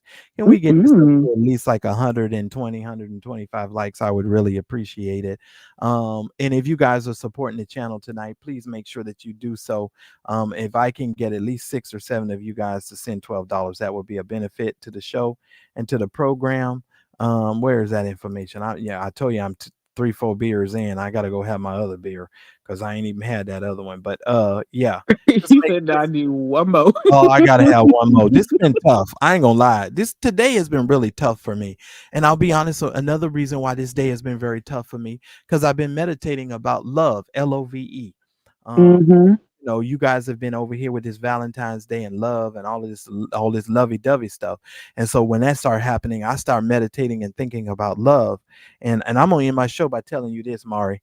Listen, I've been talking to God today all about love. The Bible says that God gave us a new testament, a new covenant or agreement, right? He did away with the old agreement and he gave us a new agreement. But here's a kicker. Jesus said, listen here, I know you have those commandments. He says, but I'm going to leave one with you that is greater than all of those other commandments. So, all of the lying, the cheating, the stealing, the covetousness, Mm-hmm. and all of those other things, Jesus said, I'm going to leave you one that's going to top all of those other ones. Jesus said, you got to love the Lord your God and you got to love your neighbor as you love yourself. Now, Rose, now, Mm-hmm. Rose G, if you're listening to me tonight, this is what I've been pondering and I've been thinking about.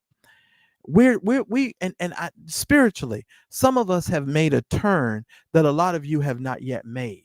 And I'm not on the internet to try to get you to make the turn. That's why I don't necessarily speak to you about the turn and tell you anything concrete. Because first of all, I'm not your pastor. You don't come here for me to give you no Bible study. I done told you a million times. This is not no darn church show. This is a show about your raggedy church. That's the difference. Okay. So we discuss things, but and I understand what the tradition teaches, but the one thing that we cannot do is we cannot really give people love and show the benefit and give the benefit of the doubt, because Jesus told us the one thing we're supposed to do is love one another. And believe it or not, I literally am in a place where I have to fight a lot of times not to be so angry to really go off on people, because I know people don't really have the love of God in their hearts. They got YouTube in their hearts. They got making money in their hearts. They got all Yep. of this stuff like I'm gonna come after you in their hearts, but they don't really have the love of God in their heart. And I think It's frustrating. it's very frustrating because And go and I'm gonna let you speak. It's because your conscience has been seared with a hot iron. The scripture says when you get to that place to where you don't feel that some of the things that you're doing are wrong, the Bible says that is the point to where you should be very concerned about whether or not you're serving the true and the living God. Because I have to tell you, a lot of you and a lot of people are walking in a place that they should not be walking in, and you should get out of that as fast as you can. But go ahead, Mario. I'll hush. yeah, but no, I was basically just gonna double stamp, triple stamp, and double down on that because we have talked about it so many times on so many different panels. For us to seek God for ourselves. I don't need anyone else to tell me my walk with Christ when I know what I'm going through day in and day out. When I block out the manipulation from, spiritual leaders and all that kind of stuff, when I sit with myself in silence on the floor of my closet, just like you said, doing meditating, doing whatever, having my moment, just when I actually sit and let him speak to me and through me, those are the things that no one else can translate for me. Yes, we can get motivation from all of, the different pastors, preachers, whoever, but you should never feel as though you are being manipulated or that you have to sacrifice so much of yourself or your money in order for God to see you. Right. And I think that's what's also frustrating for me is, like you said, there's a lot of people who haven't turned that corner for whatever reason, they still just have to rely.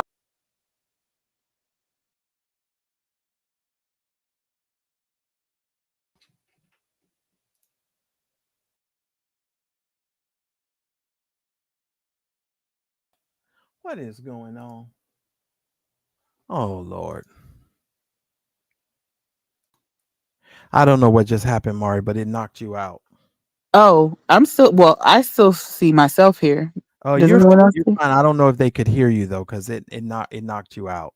Oh, okay. I hope Okay, you. Daryl said he can hear. Okay, Okay, okay. good. Okay, good. But but yeah, so for me, it's just so frustrating when people are so codependent. And whether it stems from, what they saw mama and grandma and everyone else do, and okay, I see them going after the pastor's heart, the first lady's heart. They want to be in cahoots with the man in charge. No, my relationship with God is personal and sacred to me. They cannot translate or decipher or tell me how I'm supposed to have my relationship with God. And Like, and I agree. And I know in the next couple of months I'm gonna be saying a whole bunch of controversial things that are gonna shake up some of your foundations. But I've long gone past some of this stuff. Um, mhm, and I've removed myself from it, and I know it's going to be tough for some of you guys to hear. But I think that being a mature place and getting to a mature place is very helpful for us to be able to process and move past some of these elementary things that we keep talking about amongst Christians. And that's why the apostle Paul said, you can't deal with the meat of the word because you guys are still on milk and you're still dealing with, some of this silly stuff that don't have nothing to do with nothing. And it's really frustrating. Maurice, Leah says, what happened? I don't know what happened, Leah. Don't we ask. we really don't know what happened. We just sick of it. That's what we know. We just sick of it. Listen, I paid We a lot just of it's money the for this. lies, the lies, the lies. Right. But I went over, Leah, I went over a couple of things and just kind of talked about my personal experience with TD Jakes and as a young person. And, you guys will be very surprised at some of these people that I know and have been around. And so, but I did go over some of the stuff that had happened to me when I first moved to California. And so, yeah, but I'm just going to say it like this, you all. I wish to God we could just as content creators stop bashing each other and try and get an understanding, because the whole reason why I actually do what I do is so that I can get an understanding. I'm not trying, I joke and I throw shots and every now and then, but at the end of the day, I want all of us to land in a safe space. Yeah, I don't want us to land in a miserable place where we're just, going after everybody. And I know sometimes people are literally trying to hate us and pit us all against one another, but yeah, you're not going to get away with that with me, because I just ignore these people and I do not watch them. When I do want somebody to watch and to make me laugh, I done told y'all who I watch. If you follow this channel, you know exactly who I told you I go and look at. But the rest of these people, I do not go and watch them. And I got to go finish Timothy Blaine's video that he made. I think it was yesterday. And I need to go watch that because I know he's going to say something that's going man, he will have you cracking up every time. But yeah, and that, like you just said, that is the part that kills me about it, is if we could just stop the madness and come together. Why are we over here tearing, like, black men tearing other black men down? I'm sick of it. I love my black men down. But I'm sick of them fighting. You fight with us, you fight amongst yourselves. We don't need to be fighting. There is so much goodness out here that we could be doing, just like the little video that St. James like to play with all the dancing, the younger boys dancing at the college. Like we need to see more camaraderie like that. It doesn't make sense that all these people who claim to be uplifting the name and the word of God over here trying to pull people down. Yeah. Saying, nope, you got to be on my side or you're dumb. You got to be on my side or you're blind. You got to be on my side or you just ain't Well, seeing it how you But seeing but it. but see, here's the thing about that too. Some of these people claiming to be prophets of God. And let me just go ahead and say this. Lovey is a witch and a warlock. I don't care how well it was dressed up in a suit. It's still a pig. It's still a witch. It's still a warlock. I don't care what you say. He did his thing. What do you want to say it? Publicity wise, he made a Yes. very good public appearance. He did a good job on that. So whoever his team was, his crisis manager, they did a really good job on that. But at the end of the day, when you teach people things that go contrary to the actual Bible while claiming to be a Christian, you cannot say that you're a Christian in the original context. I'm just saying because the tradition does teach something certain things. And let me just say this: if we was all going to be following the Bible, literally, men would not shave, women would get out of the bed with their husbands and boyfriends when you're on your ministration, because there's certain things in the scripture that the Bible teaches that you're not supposed to do. But I mean, we're not teaching. What? Because the way that I'm gonna eat me some fish and some shrimp and some wear look, all of our underwears and drawers and t-shirts is half cotton, half nylon, half jersey, half whatever. Right. And you know what? But here's the funny thing. Sometimes the content creators are what's in the public, which is the interesting thing about that, Sean. Because sometimes Tasha K is she's in the media. You understand what I'm saying? She's in the media. So you talking about her, that's something that's going to happen. Now I choose not to talk about them. And the reason why I choose not to talk about certain people in the media is because certain people, they just take things too far. They really Yes, do. it They gets take way too personal. Yeah, they just go too far. But I choose to stay out of that entertainment stuff and all of that stuff. I really truly do, you all. But I appreciate every single one of you. Thank you guys for joining me.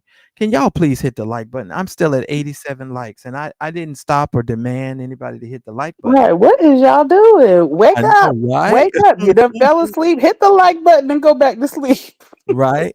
I appreciate it. And the only reason why I did this live, and y'all can run back and go tell this, because that darn St. James said he was going to go live in the membership area and he didn't go live. And I was like, I got some things I need to get off of my chest. And I wanted to get those things off my chest. This is video number 1.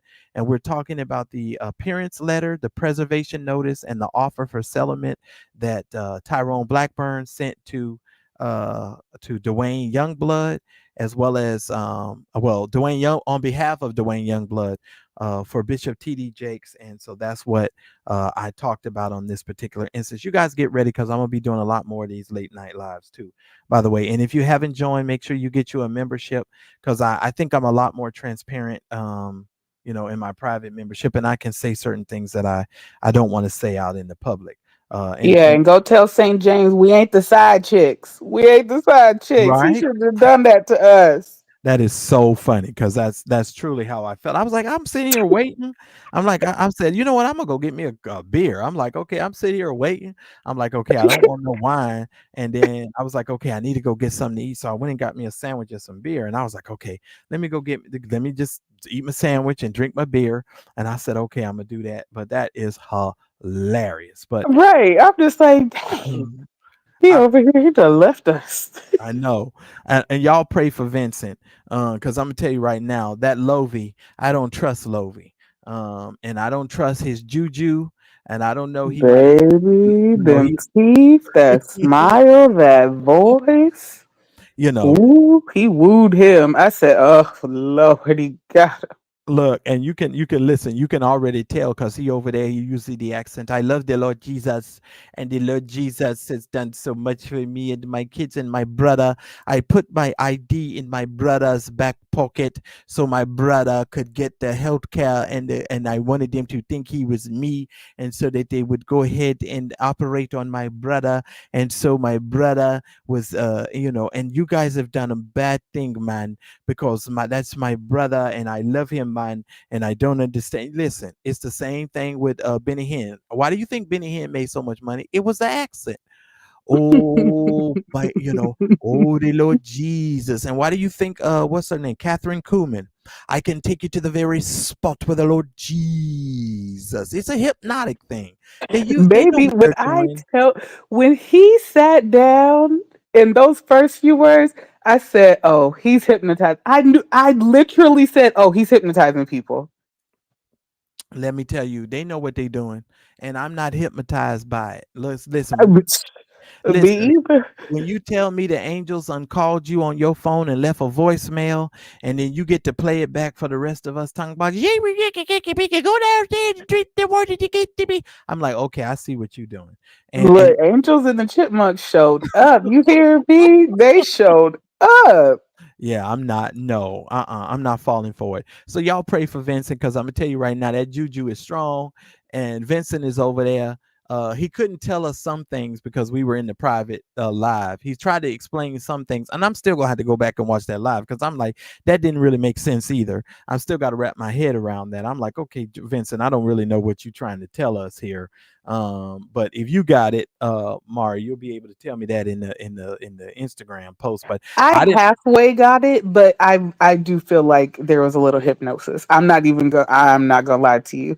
And I think that's particularly why, if you notice, um I mean, based off of the text messages we've seen, he's not a very good typer. Mm. He is a FaceTimer for a reason. Oh, okay. And Well, that reason right. is he wants to hypnotize. Mhm. Because he can get them people. I'm serious. These people be falling for it every single time. And I'm like, okay, I see what these folks is doing, but and then a poor EJ, he can't get his beard to connect. Now, see, here's the thing: if EJ looked like Lovey, y'all would have been all over EJ. Y'all would have been like, he's right. He's messing up your kids. He's trying to mess up your life. But now that Lovey over there with the long braids and the bleach whitening skin cream that he done used to even out his skin tone. Because trust me, I got old pictures of him and I got new pictures, and he don't really look like that. I'm just I saying. mean, the difference. Oh my word. He done got new teeth. He done bleached his skin, and he's the Lord Jesus, my brother, and the Lord Jesus and I, and me and the other individual. We have history there. I love how he worded that. Well, of course, there's history there, my brother. No, there ain't history there, man. You fucked that girl. What the fuck is you talking about, bro? And Right. you know what I'm Well, it saying? is so funny because it's like, oh, I had to wait to come out because I just did. No, you had to wait to come out because you were still adjusting to figure out how to speak with your new teeth. Right. And that's exactly what he did. And I ain't lying, y'all. He suckered a lot of y'all in. Y'all go over there and tell I am Courtney that I'm praying, I'm laying prostrate for the next 3 days that God would raise her from her slumber and the scales would fall from her eyes. Right. Let me tell you right now, because I'm praying for the great woman of God. And I think she said He she went got to her. He got her so good. I was just like, oh my gosh. and here's the Oh, funny thing. She said she went to a funeral today. I said, look at I am Courtney looking all good. I said, she over there trying to raise somebody from the dead. right. She was looking so beautiful. I was like, yes. She was looking so beautiful. But yeah, that lovey done got a hold of her. He done hypnotized our girl. He Mm, done hypnotized her. yes, he did. I'm like, oh Lord. Oh Lord, let her go. Rebuke it. I know, right? I love and appreciate every single one of you. Thank you, Mari, for coming up and chatting with me. Yes, y'all have a good night. Y'all get ready and go to bed, and I'll see you tomorrow night, you guys. We're gonna talk. We'll do the second part of this. We're gonna talk about the affidavits tomorrow. Let's go into the affidavits tomorrow. I want to discuss these criminal affidavits, and let's go ahead and rehearse what these been actually said, and then compare that with everything that we know now today, and that should give us a very interesting situation. I love and appreciate y'all. Shout out to all of the members. If you have not yet subscribed to my channel, please make sure you do so. We are now inching towards what are we, 18,000, I think. So y'all go ahead and hit the subscribe button. Don't be scared. Don't nobody know but me and you that you subscribe. Go on and subscribe, and thank y'all so much. I love and appreciate you, and I'll see you guys on the very next episode. Good night, everybody. I'll see y'all tomorrow. Let me go get my last beer that I'm gonna drink tonight.